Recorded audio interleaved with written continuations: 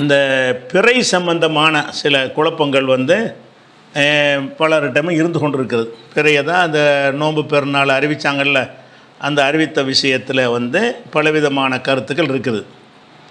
என்ன கருத்து இருக்குன்னு கேட்டால், நம்முடைய என்டிஎஃப்பில் இருக்கக்கூடிய சில சகோதரர்களை வந்து புதன்கிழமை வந்து பெருநாள் தொழுதாங்க அப்படின்னு ஒரு பதிவுகளை போட்டு என்ன செய்கிறாங்க, இந்த நிலைப்பாட்டை வந்து என்டிஎஃப்பில் உள்ளவர்களை ஏற்றுக்கொள்ளவில்லை அப்படிங்கிற மாதிரி சில பேர் போட்டு என்ன செய்கிறாங்க, ஒரு பதிவுகளை போடுறாங்க. ஆனால் அதை விட என்னென்னு கேட்டால், இப்போ என்டிஎஃப்பில் சில பேர் ஏற்றுக்கலங்கிற விஷயத்தை நான் வந்து பெருநாளைக்கு நாள் போட்ட லைவ்லையே நான் நினைச்சிட்டேன், விரிவாக விலைக்கு நம்மள்கிட்ட கேட்டாங்க, நீங்கள் நம்பினா செஞ்சுட்டு போங்கன்னு சொல்லிட்டோன்ட்டோம். ஆனால் இந்த பெருநாள் அறிவிச்சாங்கல்ல, இந்த சாட்சியத்தை ஏற்று அந்த அறிவிப்பை ஏற்றாமல் அங்கே உள்ள ஆட்கள்லாம் இங்கே வந்தது அதோட ஜாஸ்தி. டிஎன்டிஜியில் உள்ளவர்களை புதன்கிழமை கொண்டாடாமல் வியாழக்கிழமை வந்து தீவுத்திடலில் பார்த்தோம், மதுரையில் பார்த்தோம், பல ஊர்களில் அவங்க சகோதரர்கள் பூரா அணைஞ்சிருக்காங்க. நம்மளோட வந்து அதிராம்பட்டினத்தில் பல ஊர்களில் வந்து பார்த்தோம்னு சொன்னால் இங்கே தான் வந்தாங்க. அப்போ அதை வச்சு நம்ம வாதம் பண்ணலை, உங்கள் ஆட்கள்லாம் வந்துட்டாங்களான்னு இவங்க பண்ண பார்க்குறாங்க. அதே எங்களில் ஒரு 4 பேர் அப்படி தொழுதான்னு சொன்னால் அதனால சத்தியமாயிருமா? ஒரு விஷயத்தை வந்து சத்தியம் அசத்தியங்கிறதுக்கு ஒரு அளவுகோல் இருக்கிறது. அந்த ஊரில் இவர் தொழுதார், இந்த ஊரில் இவர் தொழுதார், அந்த ஊரில் நானும் தொழுதான்னா இது ஒரு ஆதாரமாக இது ஒரு மெண்டல் மாதிரி உளரலாம். இது எவ்வளோ பேர் தொழுதா என்னங்கிறேன். அப்போ நம்ம என்ன செய்யணும்னு கேட்டால், அந்த பிறை சம்பந்தமாக நம்ம அறிவிப்பு செஞ்சோம்ல, அந்த அறிவிப்பில் மார்க்கப்படி அது சரியாக தவறா, இது ஒன்று தான் நம்ம பார்க்கணும். மார்க்கப்படி சரின்னு இருந்தால் உலகத்தில் ஒருத்தனை ஏற்றுக்கிறாட்டாலும் சரி அதில் தான் நிற்கணும். மார்க்கப்படி தவறு என்று சொன்னால் அதை கண்டிக்கணும். இப்போ மார்க்கப்படி உள்ள விஷயம் என்ன, இதை நம்ம தெளிவாக விளக்கிட்டோம். என்ன தெளிவாக விளக்கிட்டோம்? ஒருவர் சாட்சி சொன்னாரையானால் அவர் வந்து அதில் சந்தேகத்துக்குரிய முறையில் அவர் இருப்பாரையானால் அவருடைய வாக்குமூலங்கள் இருக்கும் என்று சொன்னால் அதை தீர விசாரித்து சந்தேகமில்லாத வகையில் வர்ற வரைக்கும் அதை ஏற்றுக்கொள்ளக்கூடாது. இப்படி ஒரு விஷயத்தை நம்ம நிலைப்பாடாக ஆரம்பத்திலேருந்து வைத்திருக்கிறோம். அதை வந்து அந்த பெருநாள் தினத்துக்கு நாள் போட்ட லைவில் நான் விளக்கியும் இருக்கிறேன், என்னென்ன ஆதாரங்கள் அடிப்படையில்ண்டு. அப்போ இதை கண்டிக்கிறங்க என்ன கண்டிக்கணும்னா இதுக்கு பதில் சொல்லணும். அவன் தொழுதான் இவன் தொழுதாங்கிறது பதில் கிடையாது, எத்தனை பேர் தொழுதாங்கிறது பதில் கிடையாது. அதுக்கு பதில் எப்படி சொல்லணும், இப்படிலாம் விசாரிக்கலாமா அப்படின்னு கேட்குறல, விசாரிக்கலாங்கிறத நம்மளோட ஆதாரம் சொல்லியிருக்கிறேன். சாட்சியத்துக்கு ஷரத்து என்னென்னு கேட்டால், எந்த சாட்சியத்தில் நீங்கள் திருப்தி அடைகிறீர்களோ அந்த சாட்சியை வைத்துக் கொள்ளுங்கள். நல்லா சொல்கிறான்னா, மிம்மன் தரலவன மின சுகதா, சாட்சிகளில் யாருமே திருப்தி அடைகிற, திருப்தி வரலன்னா ஏற்றுக்கிற இயலாது. திருப்தி வராத வகையில் அவங்க சொன்னாங்கன்னா ஏற்றுக்கிறக்கூடாதுன்னு குரானே சொல்லுகிறது. அப்போ அந்த மாதிரி வந்து இப்படித்தான் இது ஆரம்பத்தின் நிலைப்பாடு வைத்திருந்தோம். நம்ம பிறை ஒரு விளக்கம்ங்கிற புஸ்தகத்தில் இதை பற்றி எழுதியிருக்கிறோம். நம்ப முடியாத வகையில் சாட்சி சொல்வாரடையானால், இரவு 10 மணிக்கு நான் வந்து பிறை பார்த்தேன் அல்லது மத்தியானம் லொஹரில் பார்த்தேன்னு ஒருத்தர் சொன்னார், ஏற்றுக்குறோமா? நம்ம தலைப்புறை புறாணி லொஹரில் போய் பார்ப்பேன், அந்த வெளிச்சத்தில் அந்த பிறை தெரியுமா உனக்கு? சூரியனுடைய அந்த பிரைட்டாக இருக்கும் உனக்கு தெரியுமா? அல்லது நைட்டு 10க்கு பார்த்தேன்னா அது மறைஞ்ச பிறகு எப்படா பார்த்தேன்னு நம்ம கேட்கணும்லாம் எழுதியிருக்கிறோம். சாட்சிகள் சொல்வார்களேயானால் அது சரியாக இருந்தால் தான் ஏற்றுக்கொள்ளணும் என்பது தான் ஆரம்பத்தில் உள்ள நிலைப்பாடு. அதெல்லாம் இவங்க பார்க்கல. நம்மளோட பயணித்தவர்களை அதிகமான பேர் என்ன செய்யலை, நம்ம நிலைப்பாடு என்னன்னு தெரியலை, அறிவித்தான் ஏற்றுக்கிறணும் அப்படின்னு மொட்டையை வழங்கி வச்சுருக்கிறாங்க. அப்படி எந்த காலத்தையும் ஏற்றுக்கிட்டதில்லை. அறிவித்த சாட்சி வந்து குழப்பமில்லாமல் அறிவித்தா ஏற்றிருக்கமே தவிர, அறிவித்த சாட்சிகள் வந்து குழப்பமாக சொன்னார்களே ஆனால் ஏற்றுக்கொண்டது கிடையாது. அப்போ என்ன செய்யணும், இதுக்கு பதில் சொல்கிறதா என்ன செய்கிறாங்கன்னு கேட்டால், சும்மா கிண்டல் பட்டு பதிவு பண்ணுறது, கிண்டல் பண்ணுறது. அந்த அறிவிப்புகளை பற்றி என்ன செய்கிறது, கிண்டல் பண்ணி போடுறது உங்களை நியாயப்படுத்திடுமா? அவன் தொழுதான் இவன் தொழுதான்னு போட்டால் அது ஒன்று சரியாயிருமா? அப்போ நீங்கள் பிறை சம்பந்தமாக நாம் வந்து ஒரு சந்தேகத்தை எழுப்பி சந்தேகத்தை நிரூபிச்சுட்டு ஒரு முடிவை எடுக்கிறோம் என்று சொன்னால் சந்தேகமான சாட்சியை தவிர்க்க வேண்டும் என்பது தான் ஆரம்பத்திலும் நம்ம நிலைப்பாடு, இப்போவும் நம்ம நிலைப்பாடு. எந்த ஒரு காலகட்டத்திலையும் சந்தேகத்துரிய சாட்சியத்தை வைத்து நம்ம அறிவித்தது கிடையாது, அறிவிக்கக்கூடாது என்று சொல்கிறோம். நம்ம நிலைப்பாட்டில் என்னவா இருக்கிறோமோ அந்த நிலை, அதை மார்க்கத்தின் நிலைப்பாடு அதுதான். அதுக்கு வந்து பதில் சொல்லாமல் அது சரியில்லை, என்ன சரியில்லை, அந்த ஃபோன் பண்ணி விசாரிக்கும் போது சில வார்த்தைகளை முன்ன பின்ன விசாரிப்பவர் கேட்டிருப்பார். அல்லாமல் உங்களுக்கு சத்தியம் செய்ய முடியுமான்னு கேட்டார். அசர் கேட்டார். அல்லாமல் சத்தியம் பண்ணணுன்னு கேட்க சொல்லி மார்க்கத்தில் இல்லை. அவன் பிறை பார்க்குறானா சரியாக சொன்னான்னா ஏற்றுக்கிட்டு தான் வந்துடணும், அப்படி கேட்டிருக்கக்கூடாதுங்கிற விஷயம் வேறு. அவர் கேட்ட காரணத்தினால அந்த குழப்பமான சாட்சி மெய்யாயிருமா? அது அது அவர் கேட்டிருக்க கூடாது கூட நிறுத்திக்கணுமே தவிர, அதனால் பெருநாளை மாற்றிடுவீங்களா நீங்கள்? பெருநாள் ரமலானுடைய நோம்பை நாசமாக்கிடுவீங்களா? அவர் சரியான முறையில் கேட்கவில்லை, சரியான முறையில் கேட்காம கேட்டு விட்டார், விசாரித்து விட்டார். சரி, சரியான முறையில் கேட்கலன்னா ரிசல்ட்டு என்ன அதனை பார்க்கணும்.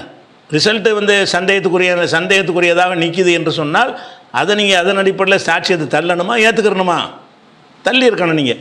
அப்போ என்னன்னு கேட்டால் விமர்சனங்கள்லாம் எப்படி வருதுன்னு கேட்டால், அந்த ஃபோனில் பிறை கமிட்டி தலைவர் பேசினார்ல, அந்த பேசின விதம் அதில் எல்லாம் தப்பாக இருக்குது. விதம் தப்பாகவே இருக்கட்டுமே. விதம் தப்பாக இருந்தால் அந்த சாட்சியத்தில் உள்ள சந்தேகம் நீங்கிருமா? அவர் அதுக்கு சொன்ன பதிலில் சந்தேகத்துக்குரிய வாசகங்கள் வந்துச்சுன்னு சொன்னால் இவர் சரியாக கேட்கல, அதனால் அது அப்படின்னு சொல்லுவீங்களா?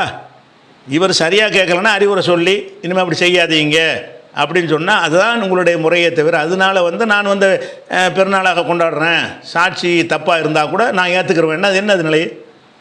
அதனால் நீங்கள் யாரெல்லாம் நீங்கள் சந்தேகமான சாட்சியை வச்சு நீங்கள் நோன்பு வச்சிங்களோ அவங்க என்ன நோன்பை விட்டீங்களோ அவங்களுக்கு ஒரு ரமலானுடைய ஒரு நோன்பு கடமையை விட்டிருக்கிறீர்கள். நீங்கள் கலா செய்யணும். அதான் மார்க் அப்படி சரியான வேலை. உங்களுக்கு அமைப்பு ரீதியாக உங்களை யாரையும் நீங்கள் வற்புறுத்த மாட்டோம். ஆனால் நோன்பை விட்டுருக்குறீங்க. நோன்புங்கிற நிரூபிக்கப்படாமல், சாட்சியத்தை கொண்டு நிரூபிக்கப்படாமல், சரியான சாட்சியை கொண்டு நிரூபிக்கப்படாமல் இருக்கும் பொழுது அப்போ பிறை பார்க்கலைங்கிறது தான் நிலைமை. பிறை பார்க்காமல் இருக்கும் பொழுது ரமலான் மாதத்துடைய நோன்பை விட்டீங்க என்று சொன்னால் அது உங்கள் மீது உள்ள குற்றம். அப்படிங்கிறதுனால என்ன செய்யணும், நாங்கள் தெரியாமல் செஞ்சுட்டோன்னு ஒரு நோன்பை நீங்கள் கலா செய்யணும். அப்படி இருக்கக்கூடியவங்க என்ன செய்கிறீங்கன்னு கேட்டால் இதை கிண்டல் பண்ணுறது. கிண்டல் பண்ணாதப்பா, நீ மறுப்பு சொல்லு. அதே மாதிரி சந்தேகத்துக்குரிய நாளில் நோன்பு வைக்கிறது ஹராம்னு சொல்லி பரப்புறீங்க.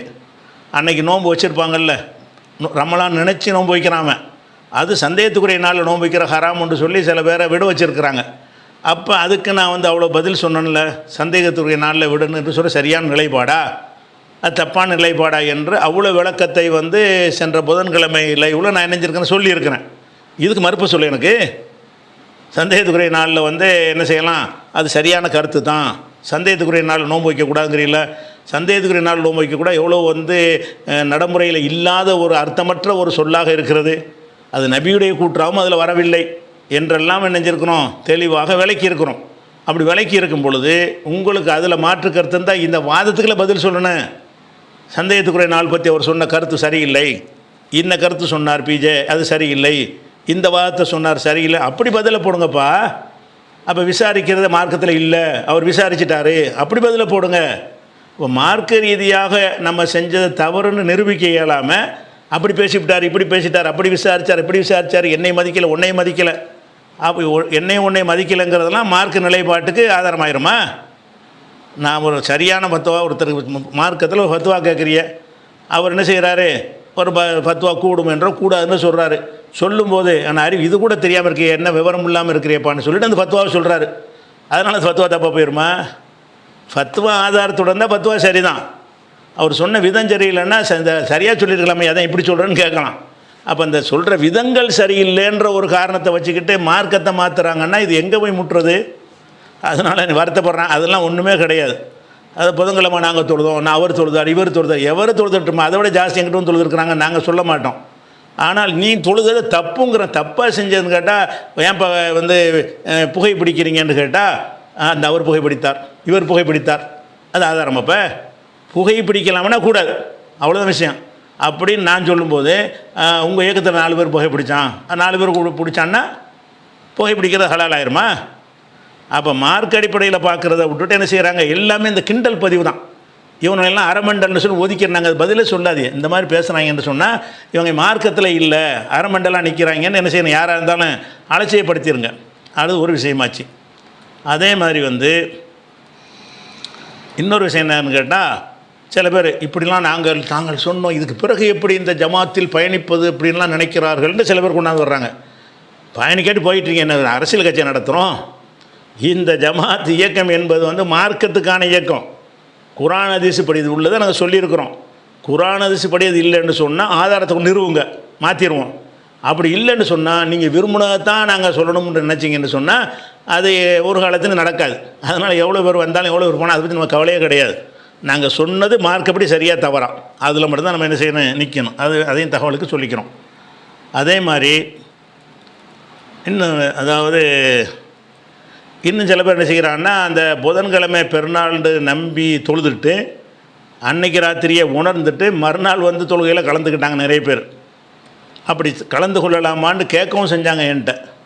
கேட்டவர்கள் நம்ம என்ன சொன்னோம்னு கேட்டால், நீங்கள் அப்படி இங்கே மறுநாள் பெருநாள்னு சொல்லிதுன்னா பெருநாள் நீங்கள் நம்பினா தான் வரணும்.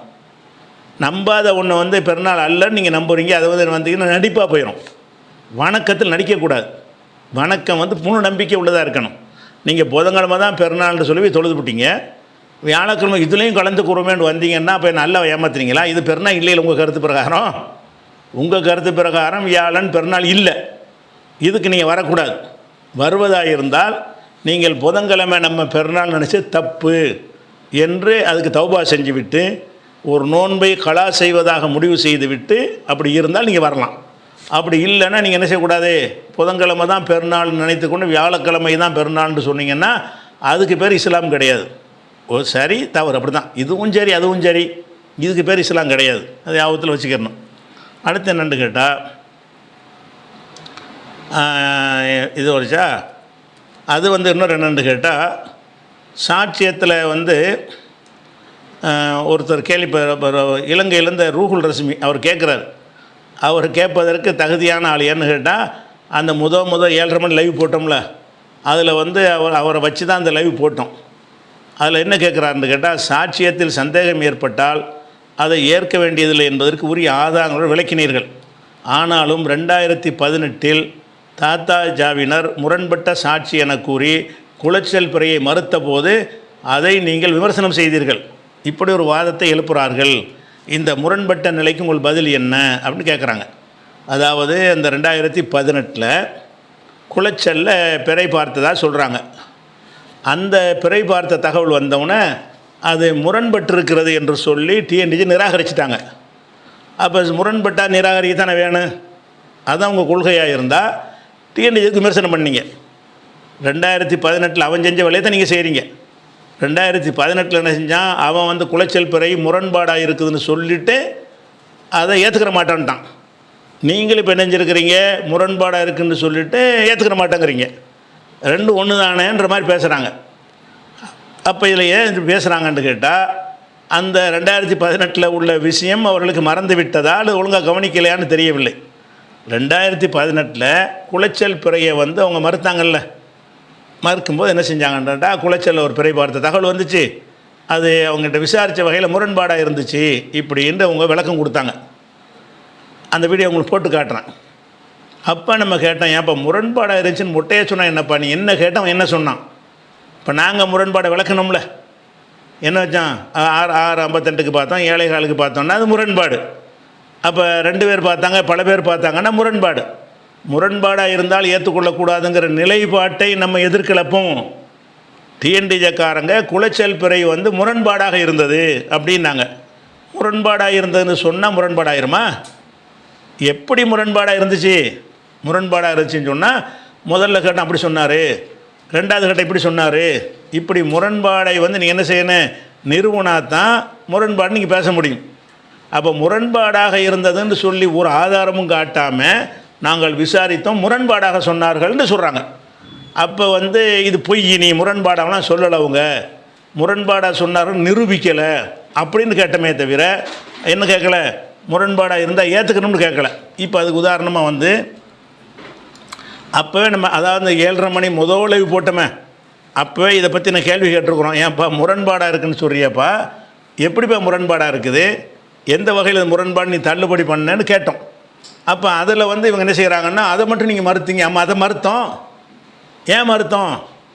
அவங்க வந்து டிஎன்டிஜியில் வந்து முரண்பாடுன்னு சொல்கிறாங்க, முரண்பாடு எப்படின்னு விளக்கவில்லை. அந்த சாட்சி இன்னும் சொல்லப்போனால் சாட்சி முரண்படவும் இல்லை. அவங்க வார்த்தையில் என்ன வரும்னா, அந்த சாட்சி முரண்படலை.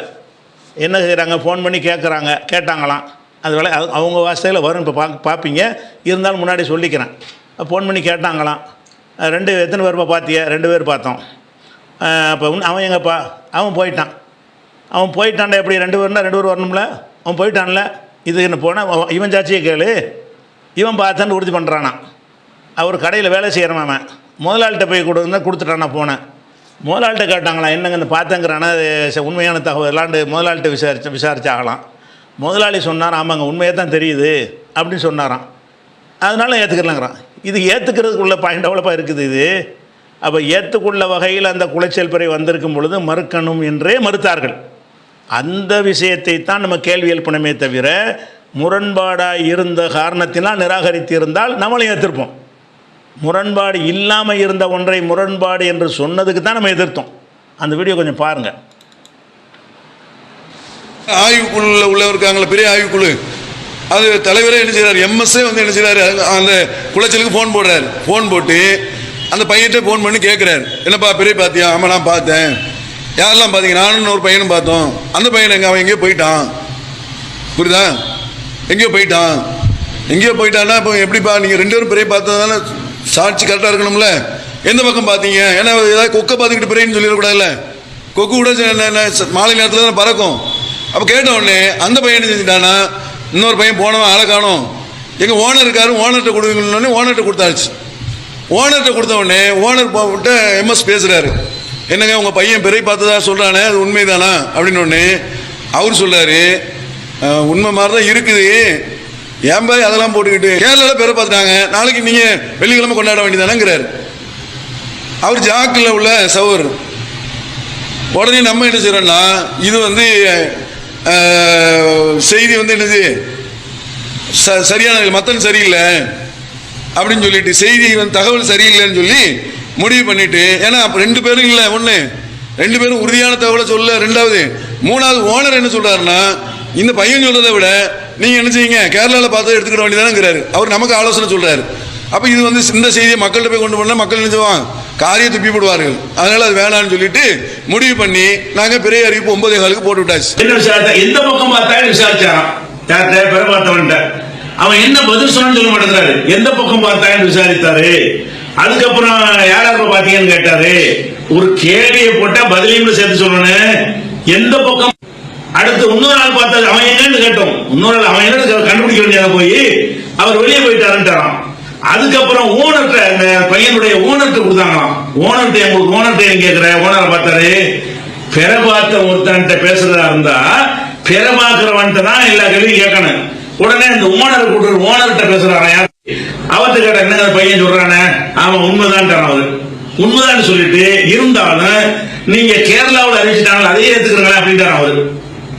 அவர் ஜாக்கு கை பார்த்தவன் சரி உண்மைதானா, இவர் ஜாக்கு சேர்ந்தவர் வந்து நீங்க கேரளா பிற எடுத்து அறிவிக்கலாமேன்றான். அப்படியா நீ சொல்ற அப்படின்னு சொல்லிட்டு இந்த சாட்சி தள்ளிட்டாங்க.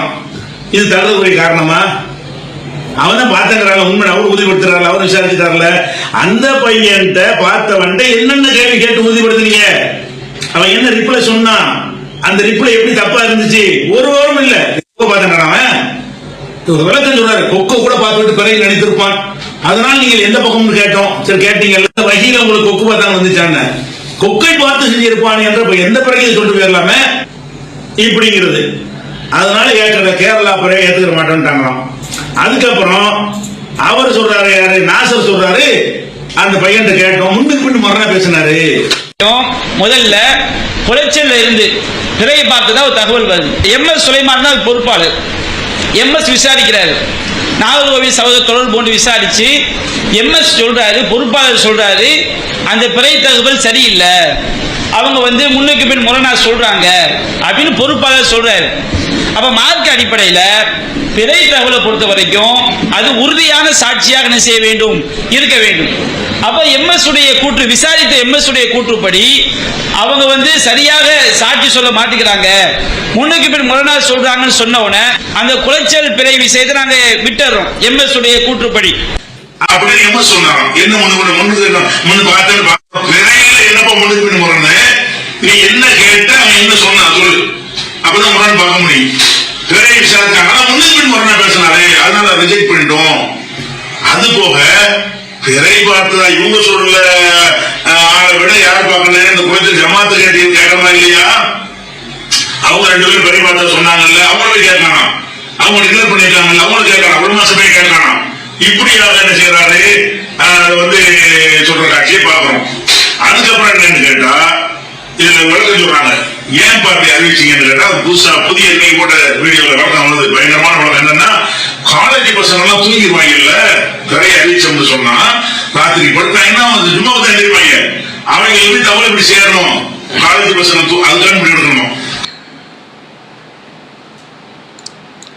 அப்போ டிஎன்டிஜேயுடைய அந்த பிறை சம்பந்தமாக உள்ள நிராகரிச்சாங்கல்ல, குளச்சலில் உள்ளதை 2018ஆம் ஆண்டு, அதை எதிர்த்து நம்ம எதுக்கு கேள்வி கேட்டோம்னு கேட்டால், முரண்பாடு இல்லாமல் ஒருவர் சாட்சி சொல்லியிருக்கும் பொழுது மனமுரண்டாக நிராகரித்து விட்டு முரண்பாடாக சொன்னார்னு பொய்யாக சொல்லி, முரண்பாடு இல்லை தெளிவாக சொல்லியிருக்கிறாரு, எந்த ஒரு விளக்கமும் இல்லாமல் தலைவரை விசாரித்து சொல்லிட்டார், அதனால் நாங்கள் நம்பிட்டோம் அப்படிங்கிற அளவுக்கு விளக்கம் கொடுக்குறாங்கன்னு சொன்னால், அதுவும் இப்போ நாம் அரிச்சு ஒன்றா, நாம் என்ன முரண்பாடு வாசகத்தை போட்டில் காட்டுறோம், வாக்குமூலங்களை போட்டு இப்படி சொன்னார், இது முரண்பாடா இல்லையா அப்படின்னு ஆதாரத்தோட முரண்பாடை காட்டுவதும் ரெண்டு ஒன்றா?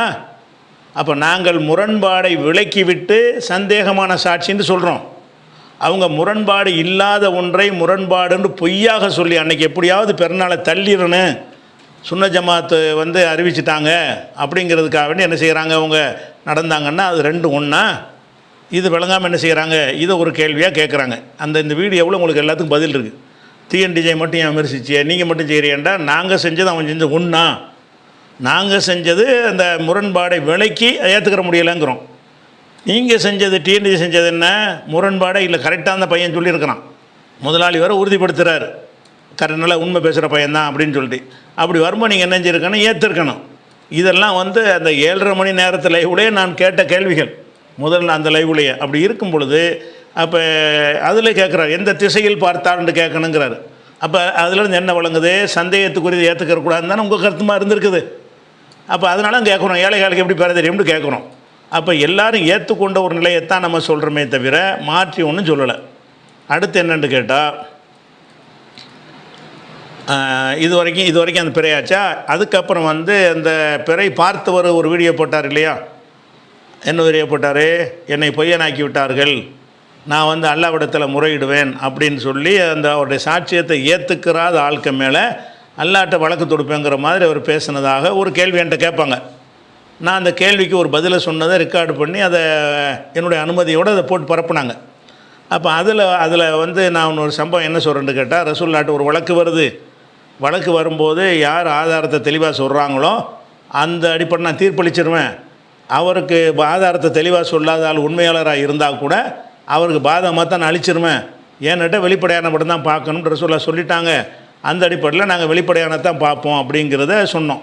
இதில் கேள்வி கேட்குறார் ஒரு ஆள், நீங்கள் கூறிய ஹதீஸ் ரசூலுல்லாஹி ஸல்லல்லாஹு அலைஹி வஸல்லம் 2 நபர்களுக்கு இடையே தீர்ப்பளித்த அந்த ஹதீஸ் எப்படி பிறை சம்பந்த விஷயத்திற்கு ஒத்துப்போகும், பிறை விஷயத்துக்கு அந்த ஹதீஸையும் கொண்டாந்து இழுக்கிறீங்க அப்படின்னு கேட்குறாரு. பிறை சாட்சி கூறுவது என்பது வேறு விஷயம், அதே நேரத்தில் அந்த ஹதீஸினுடைய சம்பவம் என்பது வேறு விஷயம். அதற்கும் இதற்கும் சம்பந்தமில்லை. இப்படி சம்பந்தமில்லாத விஷயங்களுக்கு சம்பந்தமில்லாத ஹதீஸை எடுத்து காட்ட வேண்டும்னு ஒரு சகோதரர் தாம்பரத்துலேருந்து சதகத்துள்ளாங்கிற ஒரு ஆள் கேட்குறார். எதுக்கு சம்மந்தம், பிறைக்கு ஆதாரமாக அதை நான் சொன்னேன், நான் எதுக்கு அந்த ஆதாரத்தை காட்டினேன், சம்பந்தம் இல்லாது காட்டினா சம்பந்தம் உள்ளது காட்டினா? அவர் என்ன சொன்னார்னு கேட்டால், அவருடைய சாட்சியத்தை ஏற்றுக்கொள்ளாவிட்டால் நீங்கள் தப்பு செஞ்சிட்டீங்க, என்னை பொய்யனாக்கிட்டீங்க, அல்லாஹ்ட்ட முறையிடுவேங்கிறார். இப்படி ஒருத்தருடைய கருத்தை ஏற்றுக்கொள்ளாவிட்டால் அல்லாஹ்ட்ட முறையிடலாம்னு மார்க்கத்தில் உள்ளதா? பிறைக்கு ஆதாரம் காட்டலை, பிறை சம்பந்தப்பட்ட விஷயத்துக்கு நாங்கள் எது சொல்லலை. அவர் எதை சொன்னார், நான் சொன்ன சாட்சியத்தை ஏற்றுக்கொள்ளலை, அல்லாஹ்ட்ட முறையிடுவேன் அப்படின்னா அவரை ஏற்றுக்கொள்ளாவிட்டால் குற்றம். அது ஏற்றுக்கொள்ளாவிட்டால் குற்றம்னு வந்தால் ரசூலுல்லாஹ் அந்த மாதிரி ஒருத்தருக்கு பாதகமாக தீர்ப்பளிச்சிருக்கிறாங்களே, அழிப்பேங்கிறாங்களே. அப்போ எதுக்கு அதை உதாரணம் காட்டினோம்னா, பிறைக்கு உதாரணம் காட்டலை, பிறையை பற்றின விஷயம் அல்லது.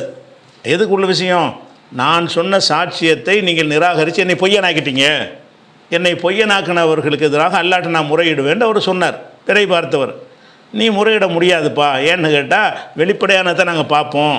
அப்போ ரசூலுல்லாஹ் மேலே அவர் முறையிடுவாரா? அப்போ அல்லாஹ்ட்ட எதுக்கு முறையிடலாம் என்பது தான் தலைப்பு.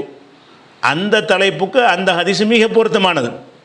அது பிறையை ஒட்டி வந்தால் அதை ஒட்டி வேறு வாதங்கள் வைக்கிறாங்களோ அதுக்கு தான் அதை எடுத்து காட்டணும். பிறைக்கு ஆதாரமாக காட்டினோமா, சம்பந்தம் இல்லாதெல்லாம் காட்டல, பொருத்தமான ஹதீஸை தான் நெஞ்சிருக்கிறோம், எடுத்து காட்டியிருக்கிறோம் அப்படிங்கிறது அவரே விளங்கிட்டு தான் நெஞ்சிருக்கார், மாற்றி பேசியிருக்கார். அதுக்கு பிறகு போட்ட வீடியோவில் அந்த இடத்துல நான் இருந்தாலும் அப்படி தான் செஞ்சுருப்பேன்னு சொல்கிறார்ல, அப்போ பொருத்தமாக தான் எடுத்து காட்டியிருக்கோம். அதுக்கடுத்து இரண்டாவது, இது சம்பந்தமாக உதாரணத்துக்கு நீங்கள் சொல்லக்கூடிய ஹதீஸ் சம்பந்தமில்லாத இருந்தாலும், உதாரணத்துக்கு கூறுகிறேன், உங்கள் வழியிலே அந்த ஹதீஸை கொண்டு வந்தாலும் அந்த இடத்தில் அல்லாஹ்வுடைய தூதர் தீர்ப்பளித்தது என்பது இரு நபர்களிடம் நேரடியாக விசாரித்துத்தானே தவிர யாரோ ஒருவர் செல்வதை கேட்டு அல்ல. நீங்கள் ஏன் சாட்சி கூறிய நபரிடம் நேரடியாக உரையிடவில்லை? அதாவது ரசூலுல்லாஹ் தீர்ப்பளித்தாங்கல்ல, வழக்கென்ட்ட கொண்டு வருவீங்க, தெளிவாக பேசுகிறவனுக்கு நான் சாதகமாக தீர்ப்பளிச்சிருவேன், தெளிவாக பேச தெரியாமல் பாதிக்கப்பட்டு போயிடுவான், அந்த மாதிரிலாம் செஞ்சிடாதீங்கன்னு ரசூலுல்லாஹ் சொன்னாங்கல்ல. ரெண்டு பேரும் நேரத்தையான விசாரித்தாங்க, நீங்கள் ஏன் பிறை சம்பந்தமாக நேரடியாக நீங்கள் விசாரிக்காமல் வேற ஆள் விசாரிச்சிங்கன்னு ஒரு கேள்வி கேட்குறாரு. அப்போ ஒரு நம்ம விசாரித்தாலும் நம்மளால் நியமிக்கப்பட்டவர் விசாரித்தால் ரெண்டு ஒன்றுங்கிறது இஸ்லாத்தினுடைய பேசிக் ஒரு வழங்கலை. நம்ம பிறைக்கு என்று பிறை கமிட்டி, ஹிலால் கமிட்டின்னு ஒரு கமிட்டி வச்சுருக்கோம். அதனுடைய தலைவர் பொறுப்பாளராக சதாம் ஹுசேன் இருக்கிறார். யார் பொறுப்பாளராக கொடுத்துருக்குறோமோ அவங்க தான் என்ன செய்வாங்க, பொருளாளர் பொருளாளர் வேலையை செய்வார். நீங்கள் அந்த காசை தலைவர் வாங்காமல் பொருளாளர் வாங்க சொன்னு கேட்கக்கூடாது. ஏன்னா பொருளாளர்னு பொறுப்பு கொடுத்தோம்னா பொருளாளர் தான் அதை பார்ப்பார். செயலாளருக்கு சில வேலைகள் இருக்கும், அவர் தான் அதை பார்ப்பார். நாங்கள் ஹிலால் கமிட்டி தலைவர்னு சொல்லி இத்தனை வருஷமாக 2018 இருந்து அந்த 19 இருந்து அவர் ஹிலால் கமிட்டிக்கு தலைவராக இருக்கிறாரு. பிறை சம்பந்தமான விஷயத்தை அவர் தான் டீல் பண்ணுவார், கேட்பார், பேசுவார். அவர் பேசினாலும் நான் பேசினா தான் அர்த்தம். நான் இல்லை, எல்லா நிர்வாகிகளும் பேசினா தான் அர்த்தம். அப்போ அந்த மாதிரி வகையில் யார் போய் கேட்டால் தெருவில் உள்ள ஆளப்பட்ட கேட்க சொன்னோம்? சதாம் ஹுசேனுங்கிறத போய் கேட்குறாரு. சதாம் ஹுசேன் யார்? அவர் ஹிலால் கமிட்டி தலைவர், NTF உடைய ஹிலால் கமிட்டி தலைவர். அப்போ அந்த நபர்கிட்ட நேரடியாக உரையாடவில்லைன்னு கேட்டால் நேரடியாக அதுக்கு உரையாடணும். அது போக நேரடியாக உரையாடினேன்னு அவர் சொன்னார, அதை மட்டும் வச்சுக்கிட்டு நம்ம முடிவெடுத்தோமா? அந்த உரையாடலை பதிவு பண்ணி அனுப்புனார்ல, அதை கேட்டு முடிவெடுத்தோமா? அந்த உரையாடலை உங்களுக்கு போட்டு விட்டோமே. அவர் நம்ம பிறைக்கு பொறுப்பாளர் நான் உரையாடினேன் இப்படி சொன்னார் அப்படின்னு ஒரு ஆதாரம் இல்லாமல் என்கிட்ட சொல்லியிருந்தா, அவர் சொன்னாருங்கிறது என்னப்பா அதை நான் கேட்டிருப்பேன். அவர் என்ன பேசினாரோ, இவர் என்ன பதில் சொன்னாரோ அதுதான் ஆதாரத்தோடு வந்துருச்சே. அதில் வருது, 2 பேர் பார்த்தாங்க, பல பேர் பார்த்தாங்கன்னு அவர் சொல்கிற அந்த அந்த குரலோடு சேர்ந்து குரல் பதிவோடு வரத்தானே செய்கிறது. அப்போ நேரடியாக கேட்கணும்னா நேரடியாக இதுக்கு இப்படி கேட்க வேண்டிய தேவையில்லை. பொறுப்பாளர் கேட்டாலும் அப்படித்தானே. அல்லாவே சொல்ல வேண்டிய விஷயத்தான் ரசூல் அனுப்பி சொல்ல சொல்கிறான். அல்லாஹ்வுடைய தூதர் அல்லாஹ்வுடைய விஷயத்தானே சொன்னாங்க. தூதரை நியமித்து சொல்கிறது மார்க்கத்தில் உள்ளது இல்லையா? எத்தனை விஷயங்களுக்கு ரசூல் ஸல்லல்லாஹு அலைஹி வஸல்லம் விஷயத்துக்கு ஆள் அனுப்பி விசாரித்தது இல்லையா? ஒவ்வொரு பகுதிக்கு பொறுப்பு, இவர் ஏன் பொறுப்பாளர், இவரை போய் ஜக்காத்தை வசூல் பண்ண வேண்டியதானு கேட்பீங்களா? ரசூல்லா நினைஞ்சாங்க பல பகுதிகளுக்கு வசூல் பண்ணுவதற்கு ஆள் அனுப்புனாங்க. இப்படி ரசூல்லா அவர் போய் வசூலிக்க வேண்டியதானே, அதுக்கு ஏன் இவனை போய் அப்படின்னு கேட்க முடியுமா? ஒருத்தர் நியமிக்கிறார்னு சொன்னால் அவருக்கு பொறுப்பேற்றுக்கணும் நியமிக்கிறார். அவர் கேட்குறது இவர் கேட்குறது ஒன்று சமம் தான். அதை நம்ம நியமித்து இருக்கிற காரணத்தினால இது ஒரு வாதமாக கிடையாது. அடுத்து என்னென்னு கேட்டால்,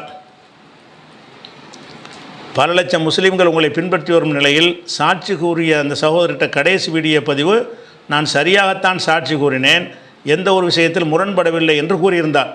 நான் ஒரு நபரிடத்தில் சொன்னேன், அவர் தான் வேறு மாதிரி சொல்லியிருக்கிறார் என்று கூறினார். ஒரு விஷயம் முரணாக உங்களிடம் அடைந்திருக்கிறது என்பதை நான் அறிந்து கொள்கிறேன். நீங்கள் முடிவெடுத்தது சரி என்றும் நான் ஏற்றுக்கொள்கிறேன். நீங்கள் நேராக விசாரித்து முரணாக இருந்தால் அந்த முடிவை என் நேரடியாக அவரிடம் பேசி தெரிந்து கொள்ளவில்லை. பல லட்சம் முஸ்லீம்கள் தங்களை பின்பற்றுகிறார்கள் என்று நீங்கள் அறிந்து என் சாட்சி கூறியவரிடம் தெளிவாக பேசவில்லை. நேரடியாக மற்றும் அவரை பற்றி நீங்கள் ஒழுங்காக ஆரம்பத்தில் விசாரிக்கவும் இல்லை. காரணம், அவர் வருத்தம் அளித்து இணையதளத்தில் வீடியோ ஏற்பதற்கு பிறகு நீங்கள் அடுத்த பதிவில் நீங்கள் கூறுகிறீர்கள், பிறகுதான் இடத்தில் சில நபர்கள் சொன்னார்கள் அவர் பிற மதத்திலிருந்து இஸ்லாமியராக வந்தவர் என்று. ஆக நீங்கள் முதலில் அந்த நபரை பற்றி விசாரிக்கவில்லை, இரண்டாவது அந்த நபரோடு நீங்கள் நேரடியாக பேசவில்லை, இரண்டும் செய்யாமல் நீங்கள் அளித்த தீர்ப்பு சரியானதா அப்படின்னு கேட்குறாரு. அதை என்ன சொல்கிறாருன்னு கேட்டால், அந்த நபர்கிட்ட அந்த 2வது வீடியோ போட்டிருக்கார்ல பிறை சாட்சி சொன்னவர், அவர் என்ன சொல்கிறாருன்னு கேட்டால், நான் சரியாக தான் சொன்னேன், அவர்கிட்ட கொண்டே பிஜேட்ட சேர்த்தவர்கள் கொஞ்சம் முன்ன பின்ன சேர்த்துட்டாங்க, அதனால் அந்த முடிவுக்கு அவர் சொல்லியிருக்கிறாரு அப்படிங்கிற மாதிரி வாசகத்தை அவர் சொல்கிறார். என்னிடத்தில் சேர்த்தவர்கள் தகவலாக சேர்த்துருந்தா இவர் வாதம் நிற்கும். என்னிட சேர்த்தவர்கள் இவருடைய குரல் பதிவோடு சேர்க்குறாங்க, தவறாக இப்படி என்கிட்ட சேர்க்க முடியும்? என்கிட்ட சேர்த்தது எதை சேர்க்குறாங்கன்னு கேட்டால், இந்த பிறை சாட்சி இருக்கார்ல அவர்கிட்ட பேசினது ஆடியோவை தான் என்னிடத்தில் சேர்க்கிறார்கள். ஆடியோவை சேர்க்கிறாருன்னா அவருடைய குரலில் இருந்தான் என்னோடய அந்த ஆடியோக்கள் வருகிறது, அவருடைய பேச்சை தான் எனக்கு அனுப்புகிறார்கள். அப்படி இருக்கும் பொழுது அவர் கேட்டுட்டு வாய் மூலமாக எனக்கு சொன்னால் தான் நீங்கள் சொல்கிற வாதம் நிற்கும். அவர் சொல்கிறபடி நடக்கலை. அந்த ஆடியோவில் முரண்பாடு உங்களுக்கே தெரியும். எந்த ஆடியோவை நம்ம அந்த புதன்கிழமை லைவில் போட்டு காட்டினோமோ அதிலே அந்த பிறை பார்த்த சாட்சி முரண்பாடை தான் சொல்கிறார். அவர் சொல்வதிலிருந்து தான் அந்த முடிவை நம்ம எடுத்தோமே தவிர நம்முடைய பிறை கமிட்டி தலைவர் கேட்டுட்டு அவர் ஆடியோவெல்லாம் பதிவு பண்ணாமல் அவராக சுயமாக எனக்கு சொல்லியிருந்தால் அதுக்கு முரண்பாடுன்னு எப்படிங்க ஆதாரம் அப்படி தான் சொன்னாருங்கிறது எதை வச்சு சொல்கிறேன் நான் கேட்டிருப்பேன். அவர் தான் அந்த பேசின ஆடியோவை அனுப்பிட்டார். நான் பேசுனது இல்லைன்னு ஒரு சொல்லணும். இல்லாட்டி அந்த ஆடியோ நான் ஃபோனில் பேசுனேன், நான் பேசவில்லை, மிமிக்ரி செஞ்சு போட்டு விட்டார்கள்னு சொன்னால் அந்த கேள்வியை கேட்க மாட்டோம். அவர் தான் அது பேசுகிறார். என்னிடத்து தகவல் சேர்த்தவர்கள் அதை தகவலாக மட்டும் சேர்க்கவில்லை, அவருடைய குரல் பதிவோடு கொண்டு வந்து சேர்க்கிறார்கள். அப்படிங்கும்போது இது தகவலாக சேர்த்த மாதிரி எடுக்க முடியுமா? அந்த குரல் பதிவு காட்டுகிறது முரண்பாட்டை. அப்போ முரண்பாடாக இருக்கிறது என்பது அவர் சொன்ன வார்த்தையிலிருந்து எனக்கு விளங்கும் பொழுது நான் என்ன முடிவு எடுக்கிறது? அதனால் இது ஒரு விஷயம். அதுக்கு அவரை பற்றி நீங்கள் விசாரிக்க தேவையே இல்லை. பிறை பார்த்தவருடைய வரலாறை விசாரிக்கணும்னு அவசியம் இல்லை. அதை நான் எதுக்கு சொன்னேன்னு கேட்டால், அவர் இஸ்லாத்துக்கு வந்தவர் அப்படிங்கிற நான் சொன்னேன்ல, எதுக்கு சொன்னேன்னு கேட்டால் அவர் மீது எனக்கு காழ்ப்புணர்ச்சி இல்லைங்கிறதுக்காக வேண்டி அதை சொன்னேன். அவர் மீது நான் பொய்யர்னு இட்டு கட்டுறதுக்கு நாங்கள் சொல்லலைங்கிறதுக்கு சொன்னமே தவிர பிறை சாட்சி சொல்பவருடைய வரலாறையெல்லாம் எடுக்கணும்னு மார்க்கத்தில் கிடையாது. ஒரே கேள்வி, நீ முஸ்லீம் தஷஹது அல்லா இலாஹ இல்லல்லாஹ் சாட்சி சொல்லுவோம். ரசூல் என்ன கேட்பாங்க? நீ லா இலாஹ இல்லைன்னா சாட்சி சொல்கிறியா? முஹம்மது ரசூலை ஏற்றுக்கிட்டே? ஆமாம் சொல்லு, ஓகே சாட்சியை சொல்லுவாங்க. அப்போ ஒரு முஸ்லீமாக இருப்பது மட்டுமே சாட்சியத்துக்கு போதுமானது. அவருடைய வரலாறு போன அறியணுங்கிற அவசியம் இல்லை, கேட்க வேண்டிய தேவையும் இல்லை. அந்த பதிவில் என்னென்னு கேட்டால், எனக்கு எதிராக நான் அவர் மீது ஒரு வெறுப்பு கொண்டவனை போல் பதிவு பண்ணுறாரு. வெறுப்பு கொள்கிற மாதிரி இல்லை, அவரை பற்றி அந்த மாதிரி என்ன எனக்கு இல்லை. பலர் விசாரிக்கும் போது நல்ல கருத்து தான் சொன்னாங்க. நல்ல கருத்து சொன்னார் என்ற காரணத்துக்காக அவர் முரண்பட்டு பேசினா ஏற்றுக்குறோமா? ஒரு ஆளை பற்றி நற்சார்ன்ட்டு சொல்லிட்டாங்க, 1000 பேர் சொல்லிட்டாங்க, ஆனால் அவர் என்கிட்ட மாற்றி பேசுகிறாரு. அப்போ நான் எதை பார்க்கணும்? அந்த சாட்சியம் மட்டும்தான் எனக்கு அளவுகோல். சாட்சியம் சரியாக இருக்கிறதா? அதனால் அவர் இப்போ போட்ட இதுலேயும் சொல்கிறாருன்னு அது அவரோட வாதம் பண்ணிகிட்டு இருக்க நமக்கு நல்லா இல்லை. ஆனால் நான் பிறர் தவறாக என்கிட்ட சேர்த்துட்டாங்க, அதை கேட்டு நான் செய்யவே இல்லை. என்னிடத்தில் சேர்த்தவர்கள் அவருடைய குரல் பதிவோடு தான் சேர்த்தார்கள். அதை நீங்கள் விளங்கிக்கணும். அடுத்து வேர்க்கிளம்பி பிறை விஷயமாக சதாம் சத்தியம் செய்ய அவருக்கு நெருக்கடி கொடுக்கும் விதமாக பேசியதால் தான் அவர் கோவப்பட்டார். இது சரியா அப்படிங்கிறது இது சரியில்லை. சத்தியம் கேட்க பிறை பார்ப்பதற்கு சத்தியம் பண்ணி சொல்லுன்னு கேட்க அவசியம் இல்லை. அவரை முஸ்லீம் என்றால் சத்தியம்தான் சொல்லுவார்னு நம்ம நம்பணும். ஒரு முஸ்லீம் எப்போ நம்ம சத்தியம் சொல்லி கேட்குற வரும்னு கேட்டால், 2 பேர் வரும்போது சத்தியம் செய்ய வேண்டி வரும். பார்த்தேன், பார்க்கலை, அடித்தேன், அடிக்கலைன்னு 2 பேர் சொன்னாங்கன்னு சொன்னால் அப்போ தான் ஒருத்தரை 2 முஸ்லீமாக இருக்கிறீங்க, சமமாக இருக்கிறீங்க, ஒருத்தர் சத்தியம் பண்ணுன்னு கேட்க முடியும். இவர் ஒரு விஷயத்துக்கு சாட்சி சொல்லும்போது அல்லாஹ் சத்தியமாக சொல்லுன்னு கேட்கணும்னு விளங்கி வச்சு நம்ம மக்களை அப்படி நிறைய பேர் தப்பாக விளங்கியிருக்காங்க. இதை ஒவ்வொருத்தனையும் நான் விளக்கியிருக்கிறேன். சத்தியம் பண்ணி சொல்லக்கூடாது, இப்படி கேட்கக்கூடாது என்பதை நம்ம தெளிவாக விளக்கியிருக்கிறோம். 2018 வழங்கணும். அது மாதிரி 2020 இந்த பிறை சம்பந்தமான ஒரு சர்ச்சை வரும் பொழுது சத்தியம் பண்ணி கேட்டீங்களான்னு எனக்கு நம்மள்கிட்ட கேட்டாங்க. சத்தியம் பண்ணி கேட்க தேவையில்லை, அவர் சொல்கிறார் அவ்வளோதான், முரண்பாடு இல்லாமல் சொன்னால் அவ்வளோதான், எதுக்கு சத்தியம் பண்ண வைக்கணும் அவரை போய் அப்படிங்கிற எங்கள் நிலைப்பாடு. அதனால் சதாம் சத்தியம் சொல்லி கேட்டார்னு சொன்னால் அவருக்கு இனிமேல் அறிவுரை சொல்லுவோம், சத்தியம் பண்ணி கேட்க மாட்டார். இனிமேல் சத்தியம் பண்ணி கேட்க வேண்டிய அவசியம் கிடையாது. பிறை பார்த்தங்கிறாரா, சாட்சியில் ஒரு குழப்பம் இல்லாமல் முரண்பாடு இல்லாமல் சொல்கிறாரா, அல்ஹம்துலில்லாஹ் ஏற்றுட்டு போயிட வேண்டியதான். அதான் எங்கள் நிலைப்பாடு. சரி, அப்படி இருந்த காரணத்தினால அதாவது அவர் நம்ம எடுத்த முடிவு இந்த சத்தியத்தை மறுத்ததுக்காக எடுக்கலை. எதுக்கு முடிவு எடுத்தோம்? 6:58 பார்த்தேன்னு அவர் சொல்கிறார். அவர் சொல்கிறது அந்த ஆடியோவில் இருக்கிறது. நான் ஆரம்பத்தில் 6:58 பார்த்ததா சொன்னேன், பிறகு 7:15 என்று நான் சொன்னேன் அப்படின்ட்டு அவரே நானே 2 விதமாக சொன்னேன்னு அவர் சொல்கிறாரா இல்லையா? இதில் இந்த தான் பாயிண்ட்டு. எதனால் பாயிண்ட்டு? 6:58 பார்த்ததாகவும் நான் சொன்னேன், 7:15 பார்த்ததாகவும் சொன்னேன் என்று அந்த சாட்சி சொன்ன அந்த உரையாடல் அந்த வெளியிட்டிருக்கோம்ல புதன்கிழமை லைவில், அதில் இருந்துச்சா இல்லையா? அப்போ ஒரு மனிதரை 6:58 பார்த்தேன், 6:58 பார்த்தேன் என்று சொன்னேங்கிறார். முன்பு சொன்னேன், இப்போ மாற்றி சொல்கிறேங்கிறார். அந்த ஆடியோவில் இப்படி வாசகம் வருது. எப்படி வருது? முன்பு முதலில் கேட்கும்போது 6:58 என்று சொன்னேன், இப்போ 7:15 என்று சொன்னேன்னு அவர் சொல்கிறார். அப்போ இதில் நம்ம என்ன செய்யறோம்னா டைம் தப்பாக வருது. 6:58க்கும் 7:15க்கும் மத்தியில் 17 நிமிஷம் வித்தியாசம் இருக்குது. 17 நிமிஷத்தை அதனை என்ன செய்யணும், மறதி அவருக்கு 6:58 ஒருக்கா 7:15 அது கூட பரவாயில்லை, 2 அவருக்கு ஞாபகத்தில் இருக்குது.